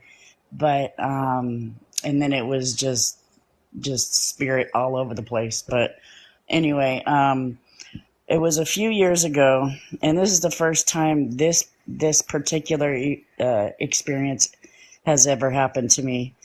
And so anyway, a few years ago, me and my mom were in Huntington Beach, California, and we were at the beach having breakfast, and then she wanted to take a walk on the pier. And so we took a walk on the pier, and we stopped like halfway down. And I said, I'm going to stand here and watch the surfers. Why don't you go ahead and then make your way back to me? And so I'm standing there watching the surfers, and I feel somebody walk up next to me. I don't look. I didn't look. And I was just continuing to watch the surfers. And a few seconds later, I hear a voice say, I remember when I used to do that. And I looked over because, I thought, we're going to have a conversation or something. And so I looked over and I didn't see anybody. And I thought, okay, now I'm just hearing stuff. And so I knew I shouldn't have done it as soon as I did it. But I said, oh, you used to do that, huh? And this voice was like, he said, what? You can hear me? And I was like, oh, crap. No, no, I can't hear you. And so I told him, I said, you cannot follow me home. You cannot follow me home. And So the next 3 days, I was maybe 90% myself, but there was just a little tiny bit off. I just felt a little tiny bit off. And I went to work every day and came home, and the third night, I was washing my face, getting ready for bed, and I looked in the mirror, and my eyes were the color of my eyes. They're normally brown, but they were like the brightest gold I've ever seen. Freaked me the heck out. And so I put some liquid sage on the top of my head. I laid down on my bed and I said, "Get out of me." I said, "Heavenly Father, Jesus Christ, whoever, Buddha, come get this out of me." And so my body shook, and it was gone. Hopefully, I don't feel it anymore. But and so that was that story, and I have one more. Okay. So this one is about Prince, the Purple Rain guy. The singer, Prince. Yeah, the singer. Yeah, he was my favorite ultimate, or still is my ultimate performer singer. And so it was the day that he died, and I heard about it in the morning, and of course I freaked out, was bawling my head off, and so I went to my friend's house and we cried together, and then we went to the park, and the radio was playing his music all day. And so we were listening to the music, and then we, right about sunset, we were gazing at the sun, and we were staring at it for a whole Prince song, and we were singing it really loud. And then later on that night, I get home about 9 o'clock, and I parked in the street and was walking up to the house. And as I'm walking up to the house, I hear footsteps running up behind me. I was like, "There's nobody out here. Who is running up behind me?" And so I said to myself, well, maybe it's just animals on the roof or something. I didn't turn around and look or anything. And so I put the key in the door, popped the lock, and pushed the door. And this energy ran through my body. I saw it. Well, I felt it go through my back, but I saw it come out of the front of me. And it was like a light gray mist. It ran into the house, and my body was electrocuted. It felt like I was electrocuted. Wow. Yeah, it was a trip. And it tried to happen. It tried to happen the next night. But I heard the footsteps running up, and I turned around and I said no, and it didn't happen. Well, that's where you have control of the situation. You took control of the situation. In your home, do you have a lot of are the rooms lighter colored? Are your rooms in a lighter color, or what kind of home? Yeah, they're like a light tan. Okay. Like, yeah. All right. And have you had any, so I should say, have you felt any positive energy? Do you have mostly positive energy in your environment, or what's going on there? Positive. You do. Mostly positive, yes. All right. And have you had any further situations like that occur? Just in the past, and it wasn't my house that I was living in. It was a friend's house, but that was all. It wasn't good spirit. It wasn't good spirit. And so I had to leave that place after a while. So where you are now, it's different, correct? Oh yeah, it's wonderful. Okay, I just want to make sure. Because if I needed to, I was going to help you, just like I helped Tink. No, I'm great right now. Okay, yes. That's good. Yep. I just wanted to share those stories. Yeah, or those those experiences. You know? Yeah, and I love your show. Your show is freaking amazing. Thank you so much. We appreciate that. We appreciate everybody here, you know? Shai was here for a little bit. I have a feeling she'll be on tomorrow night. And I kept talking about her this evening when I first came on. I think Shai's coming on. and I think I'm shy. I don't know if she's still here or not, or she's just monitoring or listening. But I have a feeling if she's not here, she'll be on Sunday night with us. Because I have a feeling she has more information to share. They were told not. They were given a memo. They had to not say a number of things, and so we're hoping that she'll be on tomorrow night with us. Counting Elephant says, Commander, can you talk about who the little grays are? Are they bad? The little grays, they're really, we call them grays, but they're different type of zeta beings. There are little zetas, and then there are taller zetas. It depends. If you've had experiences with a zeta, you have to read their energy. If their energy feels positive, then maybe that particular group of zeta is positive. There might be other zetas that aren't. It depends. If you tell me a story and you've had an encounter with a zeta, tell me exactly what it felt like. I always go by feelings when people come on the show and talk about things. I want to know what you felt with that encounter with the zeta or any other space being from beyond Earth.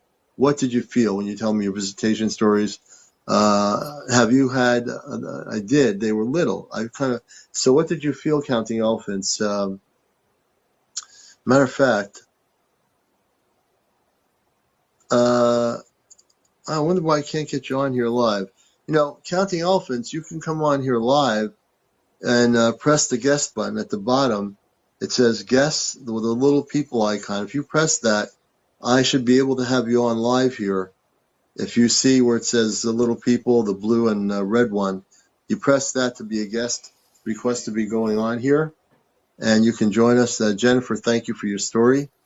And that goes for anyone else. I'd love to hear your story, and I think they are able to come on here.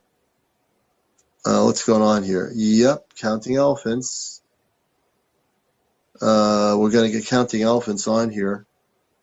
And if you'll do something, if you have a camera on your screen, if you press the camera, we can bring you on the screen live. Do you have the ability to do that?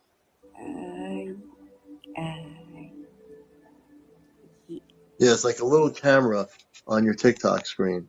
Okay, did it work? Not yet. If you look at your screen, there's a microphone. There's a little camera. You have to press it and then press save, and it'll bring your screen on live. There you go. You did it. There you go. Well, welcome to the show. Hi, Counting Elephants. Glad to have you with us. And your beginning of your sentence attracted me to your story. And so whereabouts in the world do you live? And let's go right into your story. I live in Tennessee. My husband and I were on vacation, and we were in North Carolina. We were in a condo, and our particular room had twin beds. I woke up, and I was being held down by three little things on each side of me. Mm-hmm. They were holding me down by just 2 fingers. Two fingers? Yes. They were holding me down. I remember I woke up and I was looking at my husband. I was trying to scream because they had this long silver thing down my throat. Really? Yes. And I couldn't scream. I couldn't scream at all. Well, I must have blacked out, I'm assuming. And when I got up the next morning, my husband asked me, he said, "Baby, did you have a party in here last night?" Because in between our bed was a little end table kind of thing. Yeah. And the whole table was covered in empty cans. Everything that was in our fridge, from tomato juice to Mountain Dew to water, anything that was in there, it was covered on that table. Wow. Really? Yes. And it scared me. I mean, I was scared. Wow. Now, that was about, I'm going to say maybe 10 years ago. I've not had an issue since. I have not seen anything like that since. Mm-hmm. But, and so did they came physically in your home at the time? Yes. That's what they do. I was sound asleep, and I woke up because they were holding me down, but they only had 2 fingers apiece holding me down. Mm-hmm. And they were just little. What do you think they were trying to do? And obviously, you said they put a metal thing down into your throat. It was. What were they doing with that? I don't know, but it was a long. I mean, it was a pretty good sized cylinder thing, and it was Hmm. like a tube, and they had it down my throat, and I couldn't scream. I remember looking at him because he Right. was, in the twin bed, and I couldn't. Nothing could come out. Hmm. That's interesting. And Mm. did they even try to communicate with you and tell you what they were doing or why they were there? No, no. And they help themselves to your fridge? Yes, That's an unusual part of the story. Very yes. So they went into unusual. your refrigerator and got food out.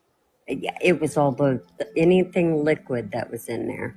And was the Really? Anything side liquid? table your side table? Was that It yours? was in between mine and my husband's bed because we had our condo. The room we were in had twin beds. Mm-hmm. So I was on one side of the room with that Yeah. table in between us, and he was on the Hmm. other. And I remember trying to scream to get his attention, and I couldn't. Yeah. That's a very unusual situation. This is Encounters. Our guest is Counting Elephants. Grace is with me here in Connecticut, and one of my dear friends here with our C5 group, the Astro Command, and we have Counting Elephants, Tennessee.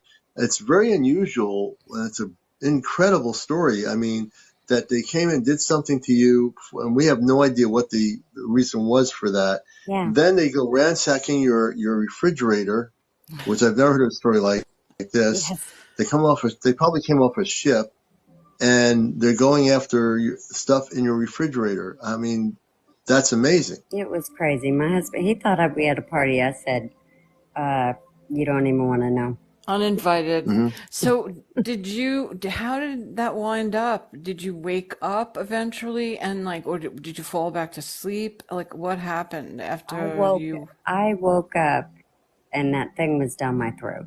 Mm-hmm. And then I think after I couldn't scream, I passed out. And then I didn't wake up till the next morning. And I thought, oh my gosh. I looked at the table and I was like, oh boy. Could you sense their presence out in the morning when you woke up? No. Mm-hmm. No. Very interesting. And so you haven't had any experiences with them since. What year was this? Do you remember No, exactly? I'm going to say it was probably 10, 12 years ago. 10 or 12 years ago. Did you notice anything outside, like a spaceship or anything, when they were here, when they were in your house? Mm-mm. But you were tied up, so you would never know anything. No. Mm-mm. No, it was weird too. They were just holding me down with two fingers. Each of them with their two fingers. Did you have acid reflux at that time or something? Like, were you experiencing digestive issues? Yeah, I've had acid reflux.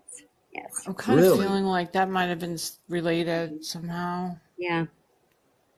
And it's Grace worked that question up. After this thing was put in your throat, this tube, the acid problem you had, was that before they came or after? After. After. Mm-hmm. Yeah.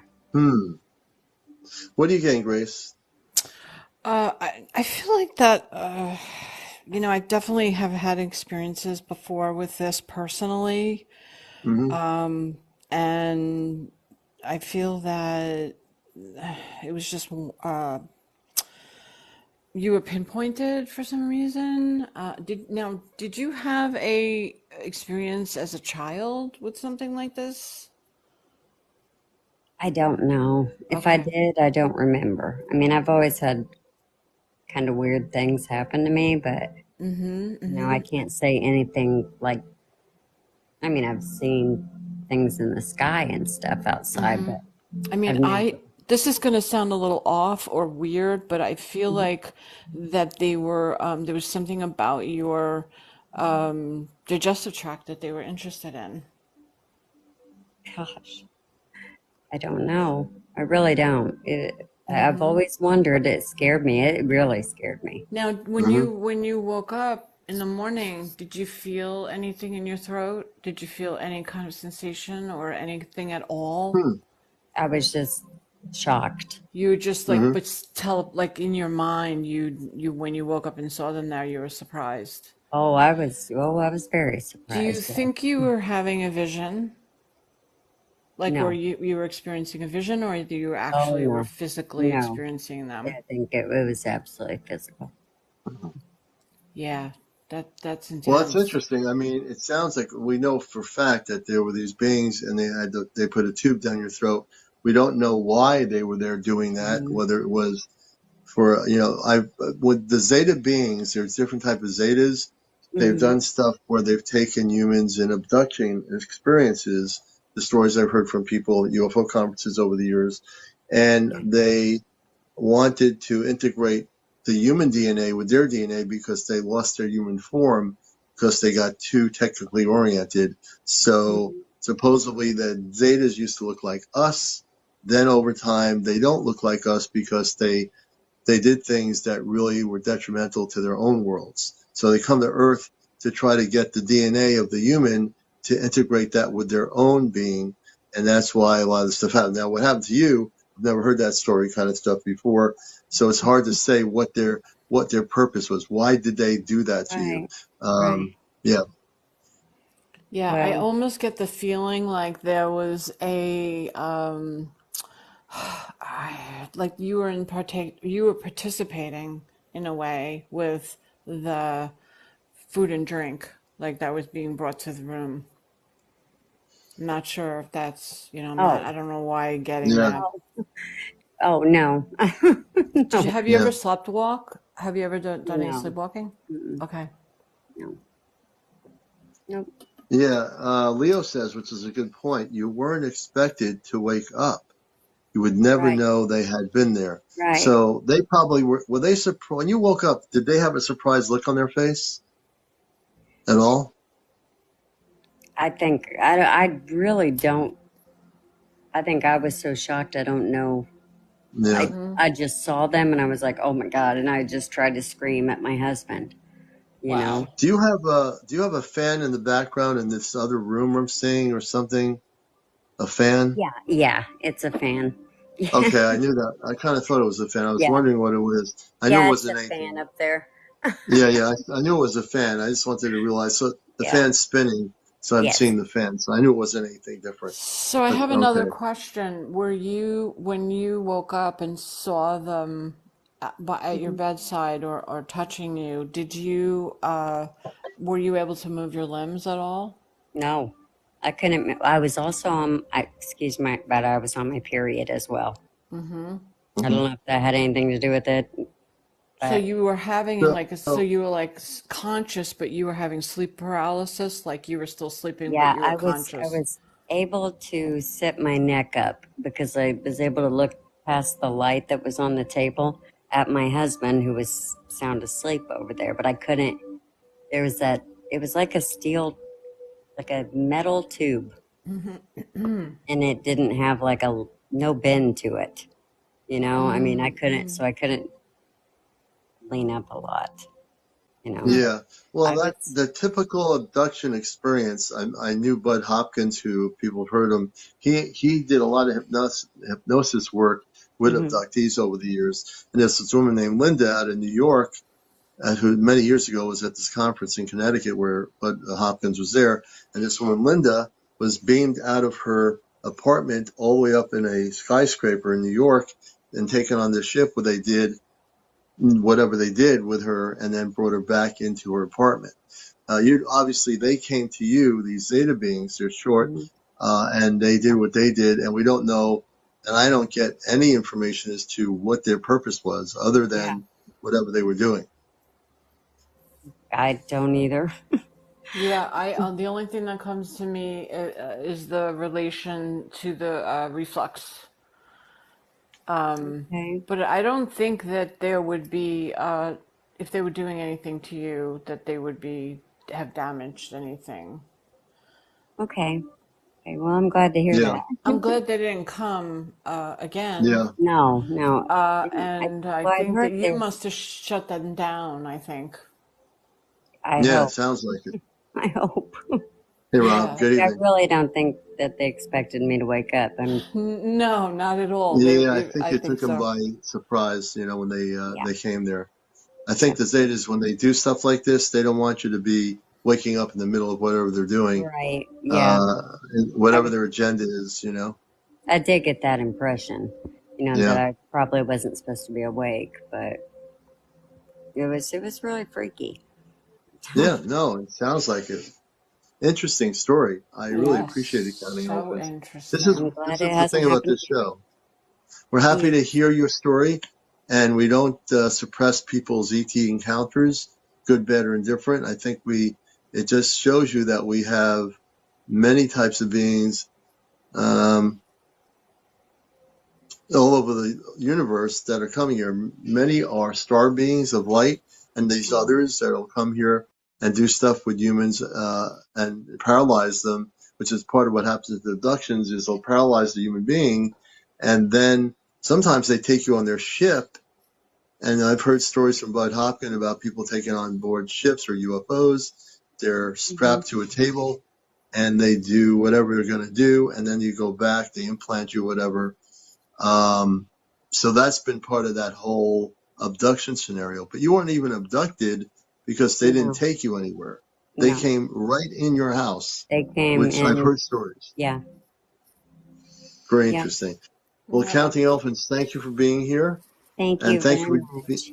Thanks And I for hope letting me you'll always share. watch our show. This is a Yeah. very inclusive TV program. I've been in the media for many years, and I'm also working within the Ashtar Galactic Command, which are our space brothers and sisters. These are the more positive beings. Good. So I thank you for sharing your story. It's Thank been a you. blessing. Thanks so much. Thank you very much. Have a good evening. Yeah, you Good too. night. Bye-bye. All right, and that was Tennessee, Counting Elephants. And I think we have another Oh, person wow. that wants to come on here. Power Mac. Power Mac is going to be a guest on our show. You're watching Encounters, the late night show. Please press the buttons. We want to get to 50,000 likes before midnight, not midnight, before 1 o'clock. And if I'm going to take a little break here for a moment, please show your support for what we do. Go to my Venmo at CmdrAleon 2022. My Venmo is right on that upper screen where you see the little round planet, blue thing. Press that and go to my link for the Venmo. $5, $10, or $15 donations are great. If you want to just gift me here, show your gifts now while we take a little break here with our guest interviews. Power Mac will be our next interview. We have Skip Grace, who's a friend of mine here in our Ashtar group in Connecticut, our C5 group, which will be meeting next Saturday night. We're going to be live on TikTok with our C5, barring any hurricanes coming to the Connecticut region. So, but please show your support and your love for the show. Any galaxies, all the big stuff, please use your TikTok coins too. So we're going to give a minute for people to do that. And I promised you, as we're doing the show, if you throw some big stuff, I have another crystal here within the space room that I've taken out of the space room that you can look at. But I want to see at least a couple of different big things go through the screen, and I'll show you that crystal. And then I'm going to slowly move it around on the screen, and you tell me what you see. All my crystals are guided to me from the Ashtar Galactic Command. So, thank you so much for the llama. I appreciate the llama. Thank you. The hand hearts. Yeah, thank you for the Lucy the llama. And let's see before we get into Power Mac, who has a great story to share with us. Please show us some more love with your gifts, the small gifts, the planet Earth. Any whales? I love the whales. Does anybody have any whales that could come through the screen? I know I've seen them on Oh, look at TikTok. I those. got birds coming through here. Let's see, what's Some of these that? TikTok gifts are so beautiful. They are beautiful. Thank you for the roses, Loretta. We love the roses. Now we're going to have to put them in water. Let's see here. Thank you, Sandy Blue, for the butterflies. Those were beautiful. So we'll take a few more gifts, and then we're going to continue our interviews here. So if you want to see this crystal, I want to see one major big thing happen from somebody who has the abundance of TikTok coins. I don't care what you want to put in there. Let's see it in a count of 3. 1, 2, 3. We'll see who's going to do it. We have 156 people here. Somebody's got a lot of TikTok coins, and I am a little bit psychic, but I'm not going to know who it is. Oh, look at that. Loretta, thank you for that. That's beautiful. The hedgehog. We like hedgehogs. They're cool. So I'm going to show this crystal, and as I'm showing it, if you feel inclined to do a big gift, please do so. This is a whole different crystal. And when I show these crystals, these are all ET crystals from the stars. And as you look at the crystal, you'll see things. And then we're going to have Jake, Power Mac, So I'm going to switch the crystal up this way, and you'll now be able to see the things that are in the crystal. I'll go back a little bit here. And Power Mac, welcome to the show, by the way.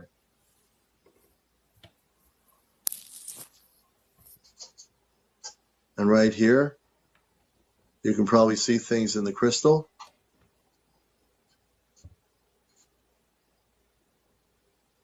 Right here. Here we go. And if you look carefully, you'll see a face. Oh, yeah. Can you see the face? Very clear. The face is looking back out at everybody in this room. Wow.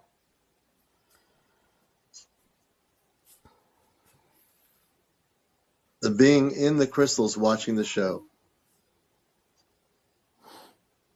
And if you have never seen that and you have a wow in your head saying, wow, that's crazy, send us something big, folks, right now to show your support for encounters. You can see the whole head right there. I want to see a whale or a spaceship or something. I'll bring it in more. Right there. Do you see it? There's a mouth, a nose, and eyes.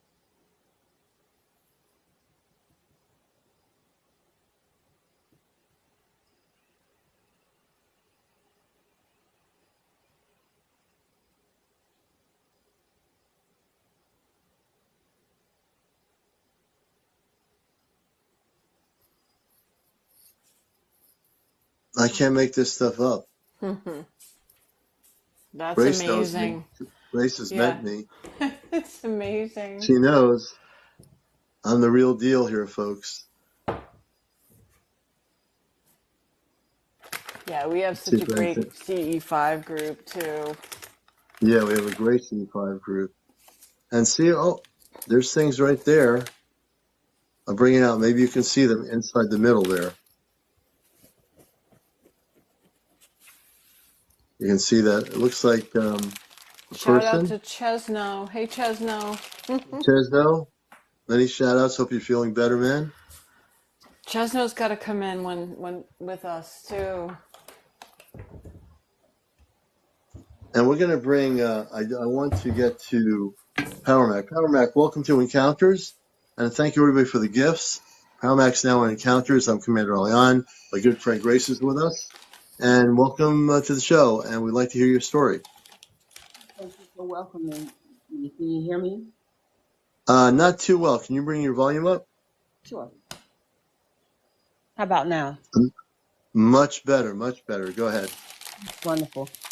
Well, I have a pretty big story to tell, and I think I'll start out by saying that my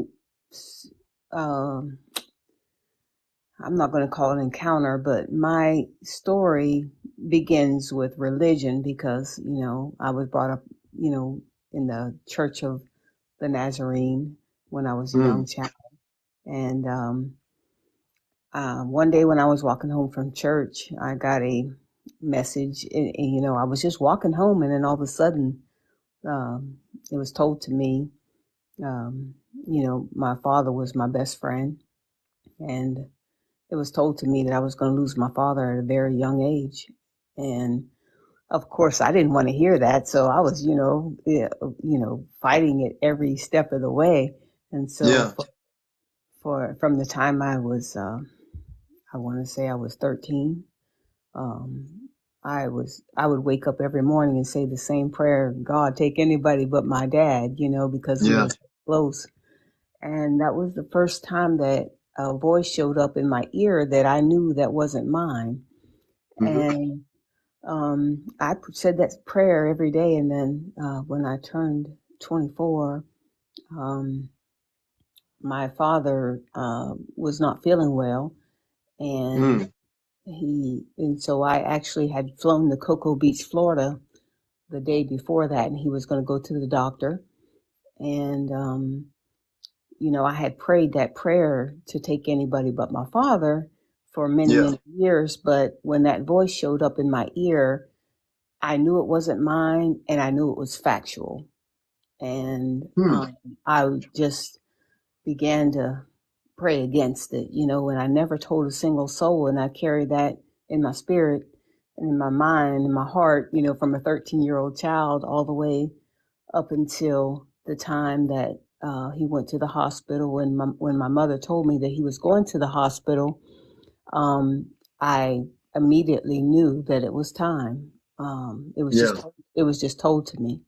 And so she said he was going to go in. And so he went in, his stomach was hurting, and he had a biopsy done, and she was going to call me the next day with the results. And when she called me, I was going for a walk. I was just walking and just meditating and pondering upon it because I knew what I had been told. And when she called, I immediately looked up to the sky and said, Lord, I know it's time. And so I answered the phone, and she, in fact, told me that he was diagnosed with lymphoma. And, my father ended up going through chemotherapy and lasting for approximately a year and a half. But I knew from that moment when I was 13 that I was going to lose him. And so it was, I don't want to call it a premonition, but it was, it was just told to me, and it was something I fought against in my spirit. But I think God, the Most High God, was trying to warn me because he knew that I had such a relationship with my father that it would destroy me if I didn't have an inkling of this occurring. So that was my first experience with something very spiritual that was beyond religion and beyond my understanding. Right. Totally different. Yeah. Very different experience. Yes. And Very then, interesting. And then in And 2001, my mother was in the hospital, and she was suffering from it started out with her blood pressure medications. They put her on another blood pressure pill, and she started experiencing an allergic reaction to that pill, I believe. And it just led to kidney failure and just different things like that. She ended up needing new kidneys. Well, she was going on dialysis for several years, and my son was suffering from severe depressive and anxiety issues. And when my mother said that she needed a new kidney, he was the first one to come forward and say, I'll give you a new kidney, Grandma, and, he was so willing. And then, he started to come into extreme anxiety and depression. And during that time, the my son really had become unable to function. He was going to work, but this is a young man that excelled in his career, and he was just a light force in this world. And he just went through the chain. He was doing a job of a 53-year-old man when he was only 27 years old, getting promoted up the ladder. And because of his depression and anxiety, my son decided to take his life, Oh my God.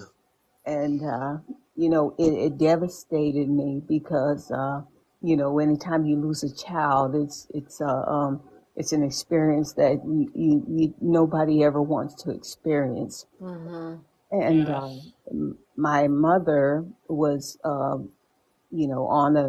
she had just got on the donors list for a new kidney, and we did not want my son's death to be in vain. So I petitioned with the hospitals to get his kidney delivered to my mother, but they were not a match. Wow.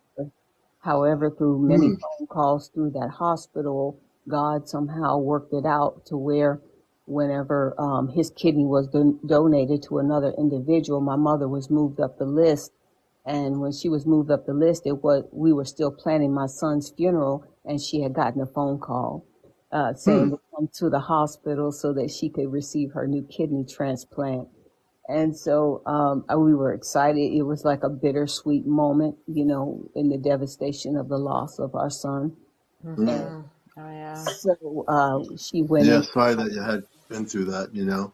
Yeah, thank you. She went into the hospital, and she received that kidney, and she was doing very well, and then things took a turn where she started developing infections, and I was there at the hospital, and I was for her kidney transplant, and then after a couple of weeks I went home, and the things that the doctors was saying to us was not adding up in my mind, and God started telling me to go back to that hospital because he said things were not right. Things weren't being done right. She wasn't being properly cared for based on the information that when I would call, they would tell me things. And I said, well, she has an infection. Why is 3 or 4 days going by and she hasn't received any antibiotics, you know? And so it prompted me to get on a plane and go to Pittsburgh to be by her bedside. And when I got there, she was you know, she was moved back from ICU to a regular bed, and I knew she wasn't in a state where she should be in a regular bed and that she should be still in ICU, and just nothing was sitting right in my spirit with the whole process. And my mother, you know, I walked into the room. I booked a hotel that was just down the street, and I would walk to her room every morning. And, you know, one morning I went there, and the Holy Spirit told me she's ready to go. She's about to go. And, you know, it just came over me, and I can't explain it, but I knew that my mother was not going to come out of that hospital. Yeah, well, a lot of that, Paramec, is like supernatural things. And also, you're very open in terms of your physical being. Regardless of what your upbringing is or whatever, you have the ability to see things as well. So, you know, that's a lot to go through. And you're probably an empath a little bit too. You probably have greater things within you that are activated within your body. So that might be something you like sort of have a knowing of things that were going to happen. That's because you might be even somewhat psychic in your ability to understand things or feel things. So, And also we have just coming on here, Agzilla. I think she's in Alaska, and we'll get into Agzilla in a minute. She's got some interesting things regarding Alaska right now. But go ahead, Power Mac, continue. So I'll get to, I just wanted to express my journey, which was a journey of devastation, you know. Yeah.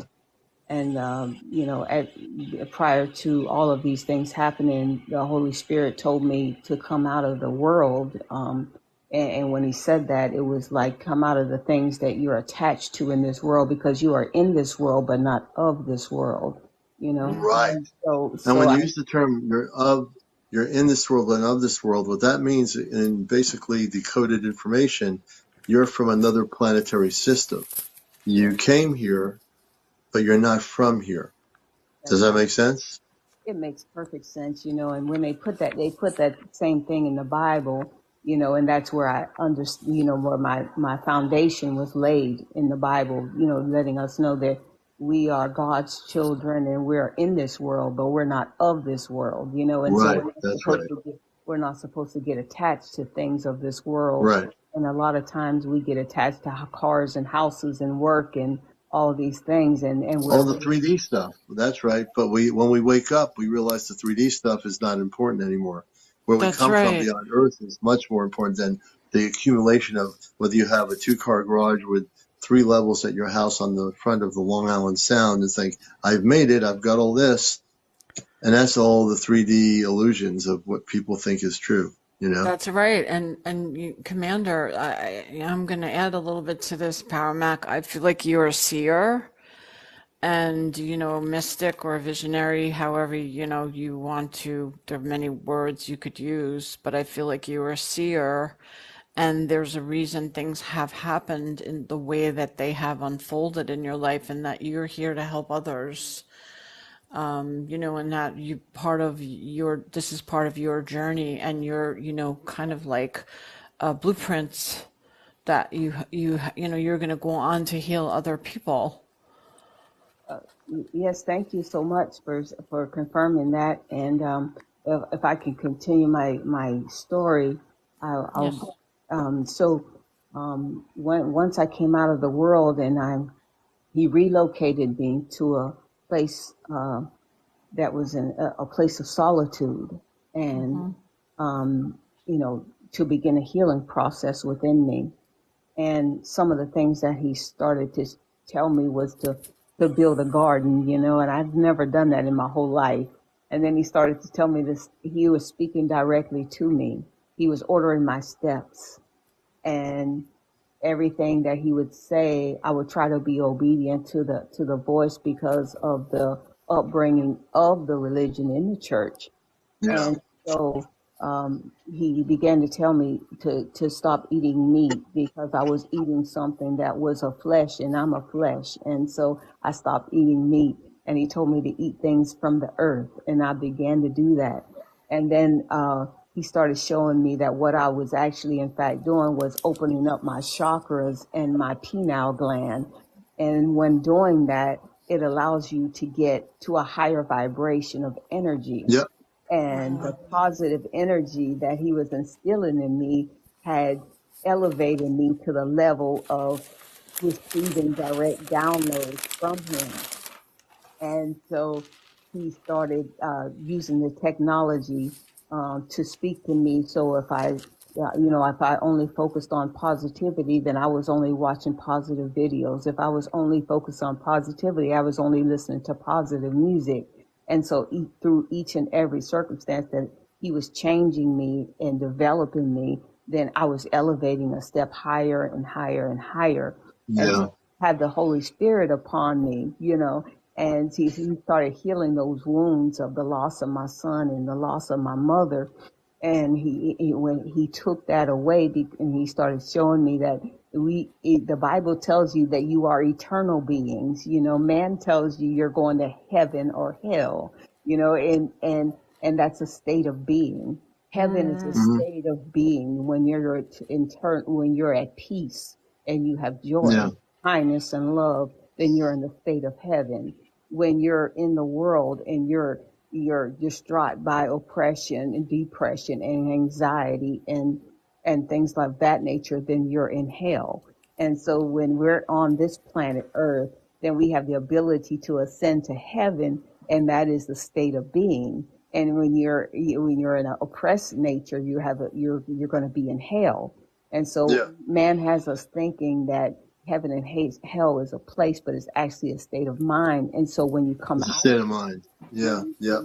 That's very true. And I don't want to negate Zilla. Let's bring Zilla in, and we have Power Mac with us. Grace, Zilla, if you want to turn your mic on, we'd love to hear what's happening in Alaska as well. This is Encounters, the late night talk show. Zilla, are you with us? Hello? Zilla? Yeah, I'm here. Do you hear me? Yes, we do. Hi, welcome. Welcome to the show. Thanks. I've been kind of lurking for a while, and I'm really grateful that you brought me on. I've lived in Southeast Alaska for about 6 years now. There's a Coast Guard base where I live. Back in the day, there used to be, it was a secret submarine base on the backside of our island. It's not secret anymore, but there's a lot of things that go on the backside of the island. Me and a few of my friends have noticed this summer in particular, a lot more activity in the sky. We've noticed there's these like red tri lights that Hmm. they almost kind of um, transform from being a triangle to almost diamond shaped. Hmm. Um, and it's I live in the rainforest, so it's cloudy a lot of the times. And we see these even on nights that it's completely cloudy. Hmm. Um, and we've actually been in my friend's backyard this summer, and um, a it was absolutely sentient. A Hmm. sentient light um, hovered right past the tree line, and like it was watching us, like it was curious at us, more curious as to that we were curious about them. Right. Right. About Um, them.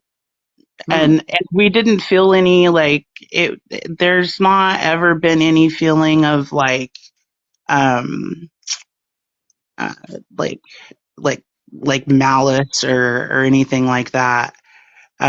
Just a lot of activity.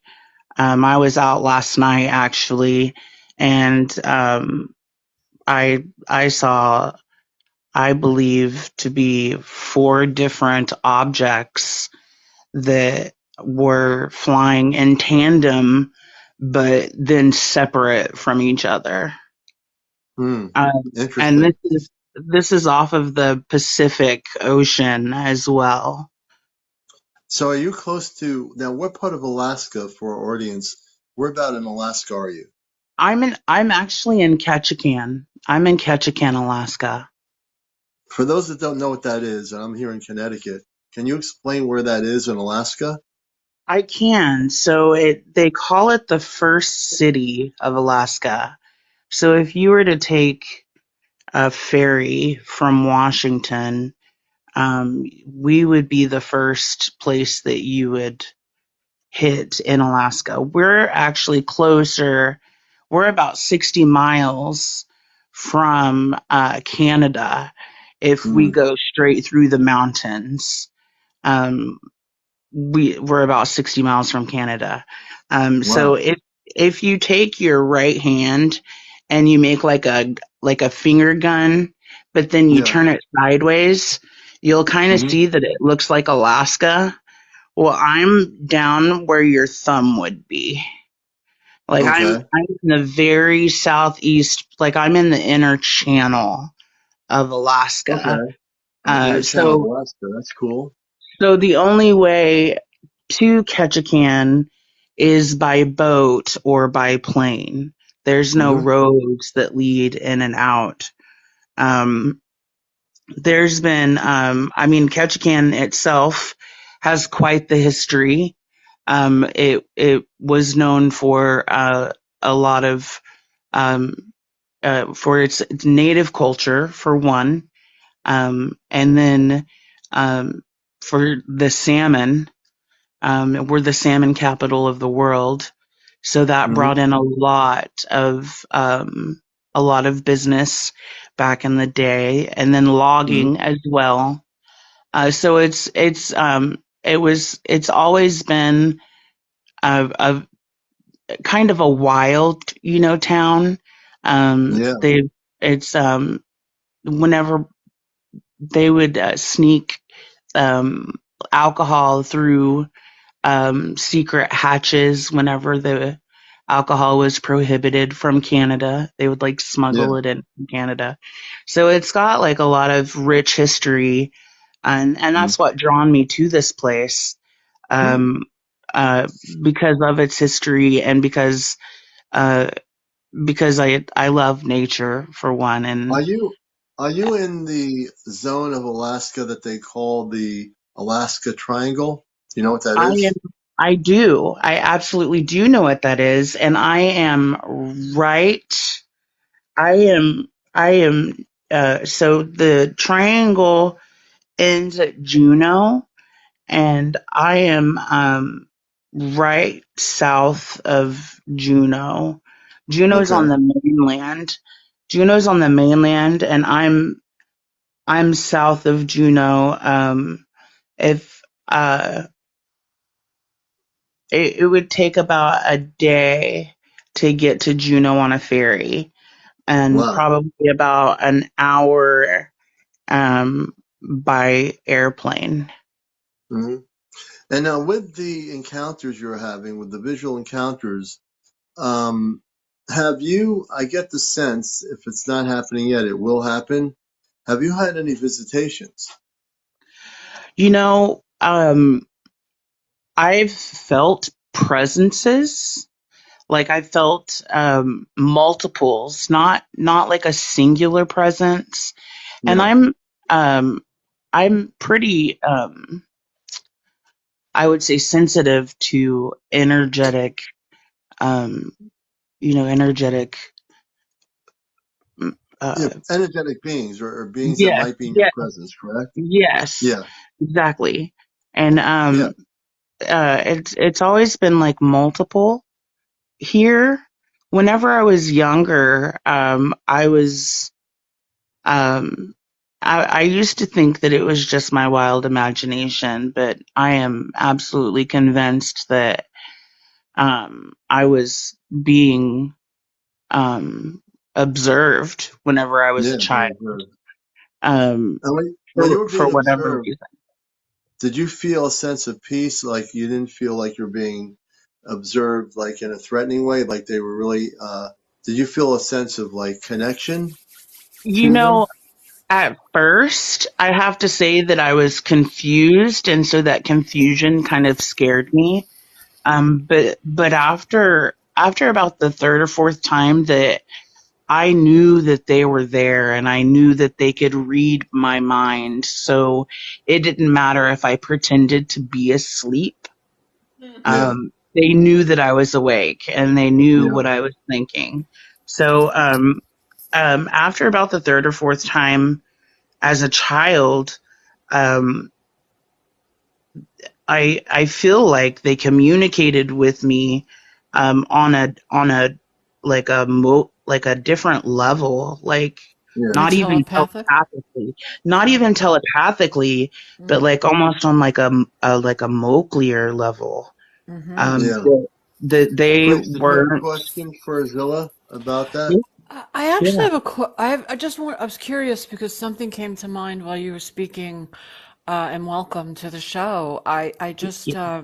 wondered, did you grow up in that area? Is that an area that you spent most of your life, or No, just curious? actually, no, actually, I've just always been drawn to Alaska, Mm-hmm. since probably around the second grade. And to be honest, that's about the time that I started having these feelings Hmm. that there were beings that were observing me. Yeah, I Um, get Wow. the feeling like you were called there, Yeah. definitely. That's why I really, asked that.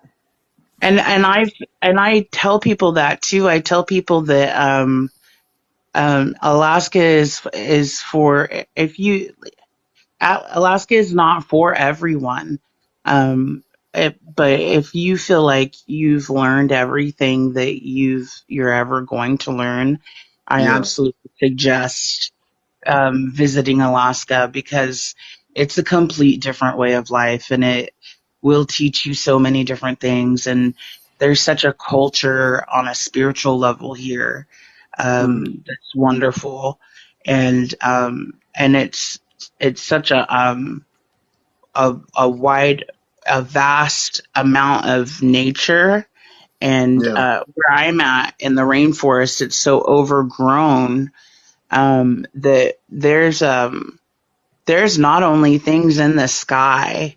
We also have things in our forest, and Wow. and in our waters. And what do you Um, have what do you have in your forest? That's an interesting thing um, you just said there. so there's a few things that we have. Um,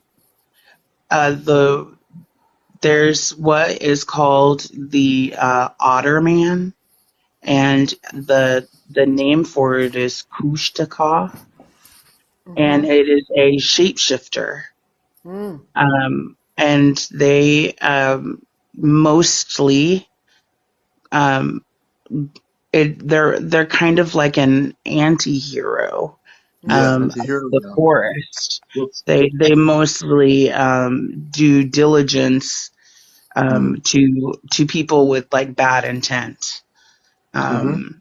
um, or that people that don't respect, nature or the culture that's here.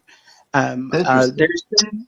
There's been stories, I mean, um, there's definitely rumors that there are actually multiple otter men and women that live here, like shapeshifters that live here. Yeah.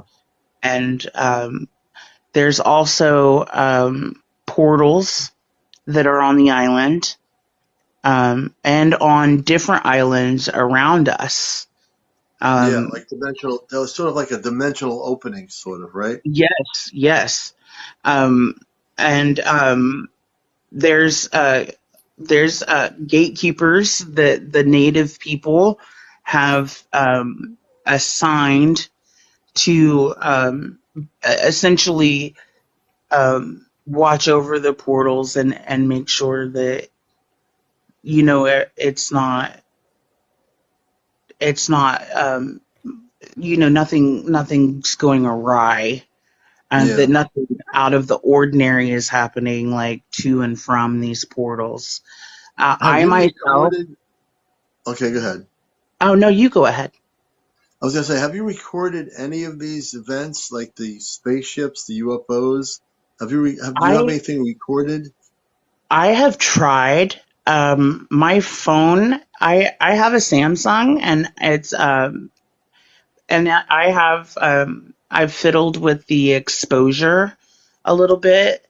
But whenever I go to record, I'm not steady enough, so I need to get a Yeah. tripod, and Yeah, that that really would be is good. one of my goals. I really want to Yeah. get a tripod and set it up, just on because me and a few of my friends, we go and we will go to the beach and a few beaches and wait and just ask um, for them to show themselves, Yeah. um, and they absolutely do. I have a friend. I won't say her name just because I don't know how she would feel about it, but she actually has a gift where um, she can like directly communicate with them without Hmm. them being like without us seeing them. Like she can Yeah. actually make them appear almost immediately. I would say within 10 minutes of Wow. her asking. And she is native. She Okay. is she's from Ketchikan. Hmm. Um, uh, Never left the island. Hmm. Which is not uncommon for a lot of people that live here. They've always just lived here. Um, and it's a different way of life. We don't have much, but we we have so much at the same time. Yeah. Well, Yeah, we're coming up to absolutely. about near 1:30, so I want to let you and Power Mac and Skip Grace have the last word, and we'll be on tomorrow morning. Well, it's already morning, Yeah. but we are on WESU. I want everybody to tune in during the day on TikTok to my radio broadcast on WESU, NPR Pacific Radio. 11:30 a.m. Eastern till 1. It's called Dash Car Command Radio, Cosmic Eye Radio. And I hope everyone who watches me on TV will listen on the radio, and you can share stories and call in on the radio station, your encounters, visitations, all these things. So Zilla, we'll give you, let you go first, then we'll have Power Mac, and then my good friend Grace. And then also at the same time, people, please give your final gifts before we sign off tonight. Whatever you wish to do the gifting now as my guests are talking. Send those things over the screen. Whatever it is, use your TikTok money and don't hold on to it. Just spend it. Go ahead. Keep your eye to the sky, and just know that these beings aren't here to hurt us. They're here to help us. Yeah. Absolutely. All right. And thank you, Zilla. Power Mac, what would you like to say? Yes, thank you for having me back. I would just like to say that I have had direct contact with the ships. They've been speaking to me, and I know that they will show themselves soon, and that they are here on a friendly mission to help restore the planet. I know that the energy fields around us have been manipulated by the evil forces, and those forces have been removed now that the Christ consciousness of the total collective has risen to a higher frequency. And I believe that the Most High Christ has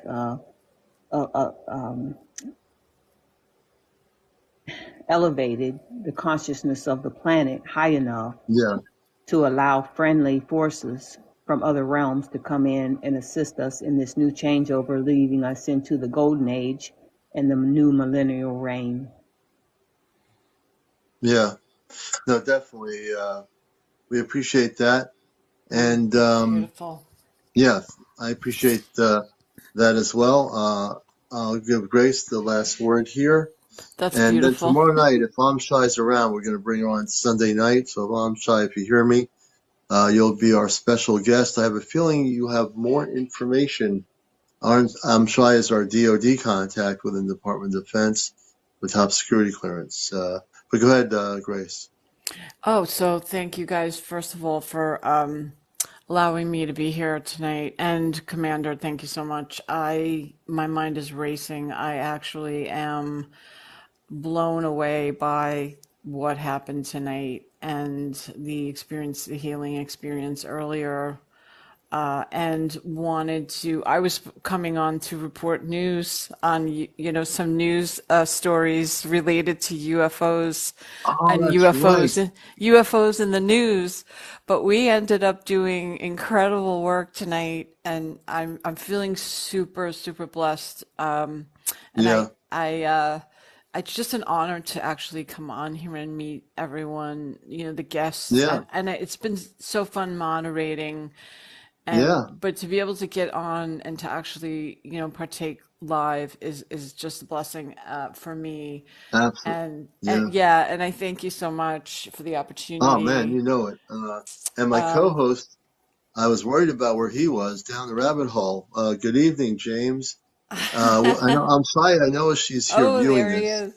There's James. And we're going to bring tomorrow night. We're going to be on at 10:30 or 11 p.m. And we're going to get to Grace. We're going to have we're a new segment here. I thought Mark was coming on. Are you doing the UFO segment for the news? Yes. Okay. Yes. So Grace is going to be doing our regular segments, a new segment for the show. The latest UFO reporting will be on the show. Grace will be doing our news segment. My co-host Down Rabbit Hole will be on with us. He'll be on tomorrow night for sure. And, sometimes we need to always take a little bit of break. Hope you had a good day, James. We were thinking about you, man. And so it'll be great to see you on tomorrow night. I'm Shy. I know she's here because I'm looking at the list of people. We're going to bring on Shy on with us. I have a feeling she has information she's able to release to us. So we have a fun, full-packed show tomorrow night. And also, of course, we always like to hear your stories. We've had a mixture of stories tonight. not always about UFOs or encounters, but we also are here to help people too, and we did that with Tink earlier, and that's part of my mission work here, So, Zilla, if you have any things happen in Alaska, we want you to let us know. If you can record anything, let us know.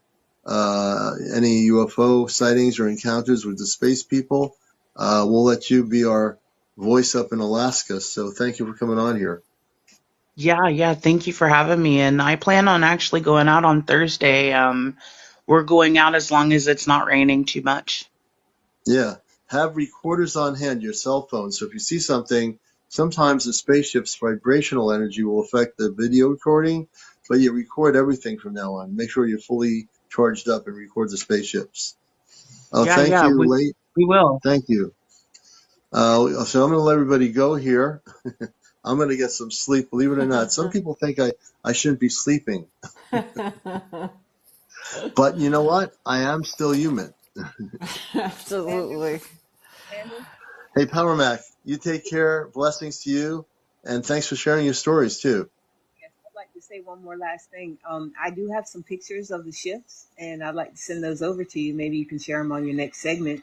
And I have a lot of other things to share with you as well. So maybe I can join Yeah, you. we want to get your spaceship stuff, too, the next time you're on here. You take care very much so. Everybody, all the viewers here, thank you. Now, all 153 of you can listen to my radio show tomorrow if you're awake physically. Tune into WESUFM.org at approximately 11:30 Eastern, and I'll be on with the Ashtar Command radio show, The Cosmic Eye. And if you want to call in your stories, everybody here has a story. Call in my radio show. I'll give you the phone number when I'm on the air tomorrow. We'll be talking about the C5 event on the radio show.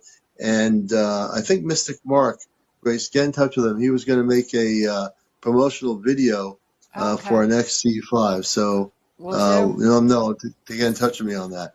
Everybody here, have a great night. We're going to release everybody back into back on Earth. Can We're going to release all the people here. We're releasing right now, and 1:33 a.m. in the morning. Thank you for all the gifts. We'll do some last-minute gifts. So if you have a gift and you've been waiting till the end of the show to see whether it was worth it, show that love by going to my CmdrAleon 2022 up there. You see the little round thing? You can Venmo $5, $10, or $15 directly in the mission work we're doing. Become a subscriber, 40 of 100. We're looking to get 100 subscribers on our TikTok here that are regular subscribers. So there's 3 different ways you can help here. But lastly, but least, I send my love to all of you. I'm going to show you the crystal one more time, and I want you to, if you can, send some big TikTok things over the screen to the show. I will have my Venmo connected tomorrow. Okay, that's great, Power Max. So you can Venmo me at just go to my CmdrAleon profile page, and you'll see my connection to the Venmo link. And that goes for anybody on here who uses Venmo. We all use it here. It's real easy to use, and it's my Cash App. So I'm going to bless you with this crystal. And if you will, please, we're going to have a last-minute battle, not of the bands, to see who has and who's going to throw the highest levels of gifts here. Whether they're small or large doesn't matter. It doesn't matter. All gifts are welcome. Whatever kind of TikTok coins you have, please send those gifts right now. In the count of 3, 1, 2, 3. And we'll sit here for a minute or two. We'll look at everybody in the screen here for a minute or two. Annette is doing the first gift of the bear. Thank you, Annette. We appreciate the bear. Anybody else want to compete with the bear? Jupiter has roses. Oh, we got Honey with a butterfly. Thank you, Honey. Who's going to compete with the butterfly? Bear, roses, butterflies. I know there's more out there, folks. You know, those little gifty things are sitting there saying, please, please, please, use me on the CmdRAleon show. We got the bear going. Jupiter has roses going here. I know something big is going to happen. Somebody's going to do something really fun and surprise all the other gifters and say, I'm going to show those gifters my gift. Jupiter, thank you for that on blue. Let's amp up those gifts, folks, before we sign off tonight. So if you have all those TikTok coins sitting there in your TikTok bank, pick any gift you want out of the TikTok world and throw it on the screen. We certainly appreciate your support. We love everybody here.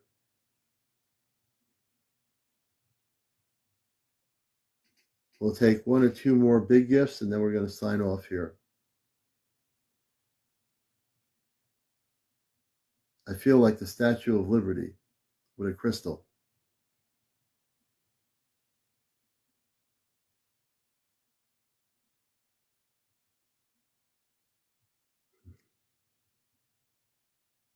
We have 123 beautiful people on this show here. Somebody's got to be holding out on some TikTok money there. There's somebody holding out. I get the feeling someone's just like saying, I'm going to hold out and get the Commander of the Stallion all night. That's not happening, folks. But one more big gift or one of those things. Honey McReynolds, you did it. Thank you. That is beautiful. You know, that looked really good with it went right through the crystal. That was very beautiful there. Thank you so much. The Shooting Star. All right, folks. I'm going to sign out of the TV show here. The show, for those that might have missed this show, the show is going to be downloaded and put on my YouTube channel. If you want to watch any of my previous shows on YouTube, go to Ashtar Command Spaceship News on YouTube. I'm also going to be loading up some spaceship videos that I've downloaded here on TikTok. I'm putting those on YouTube as well, so I can show them on the big screen tomorrow night as well. We'll have UFO News with Grace. Grace is going to be our UFO news person on the show, and that's a new segment for Encounters. So welcome to the show. Hopefully tomorrow night we will have James, my co-host. I'm hoping to have Shy on. I've been getting this strong feeling that she has some new information for us in the Department of Defense. So thank you for being here. Please share, please like, please follow, and we love you all. Take care, and remember, keep your eyes to the skies.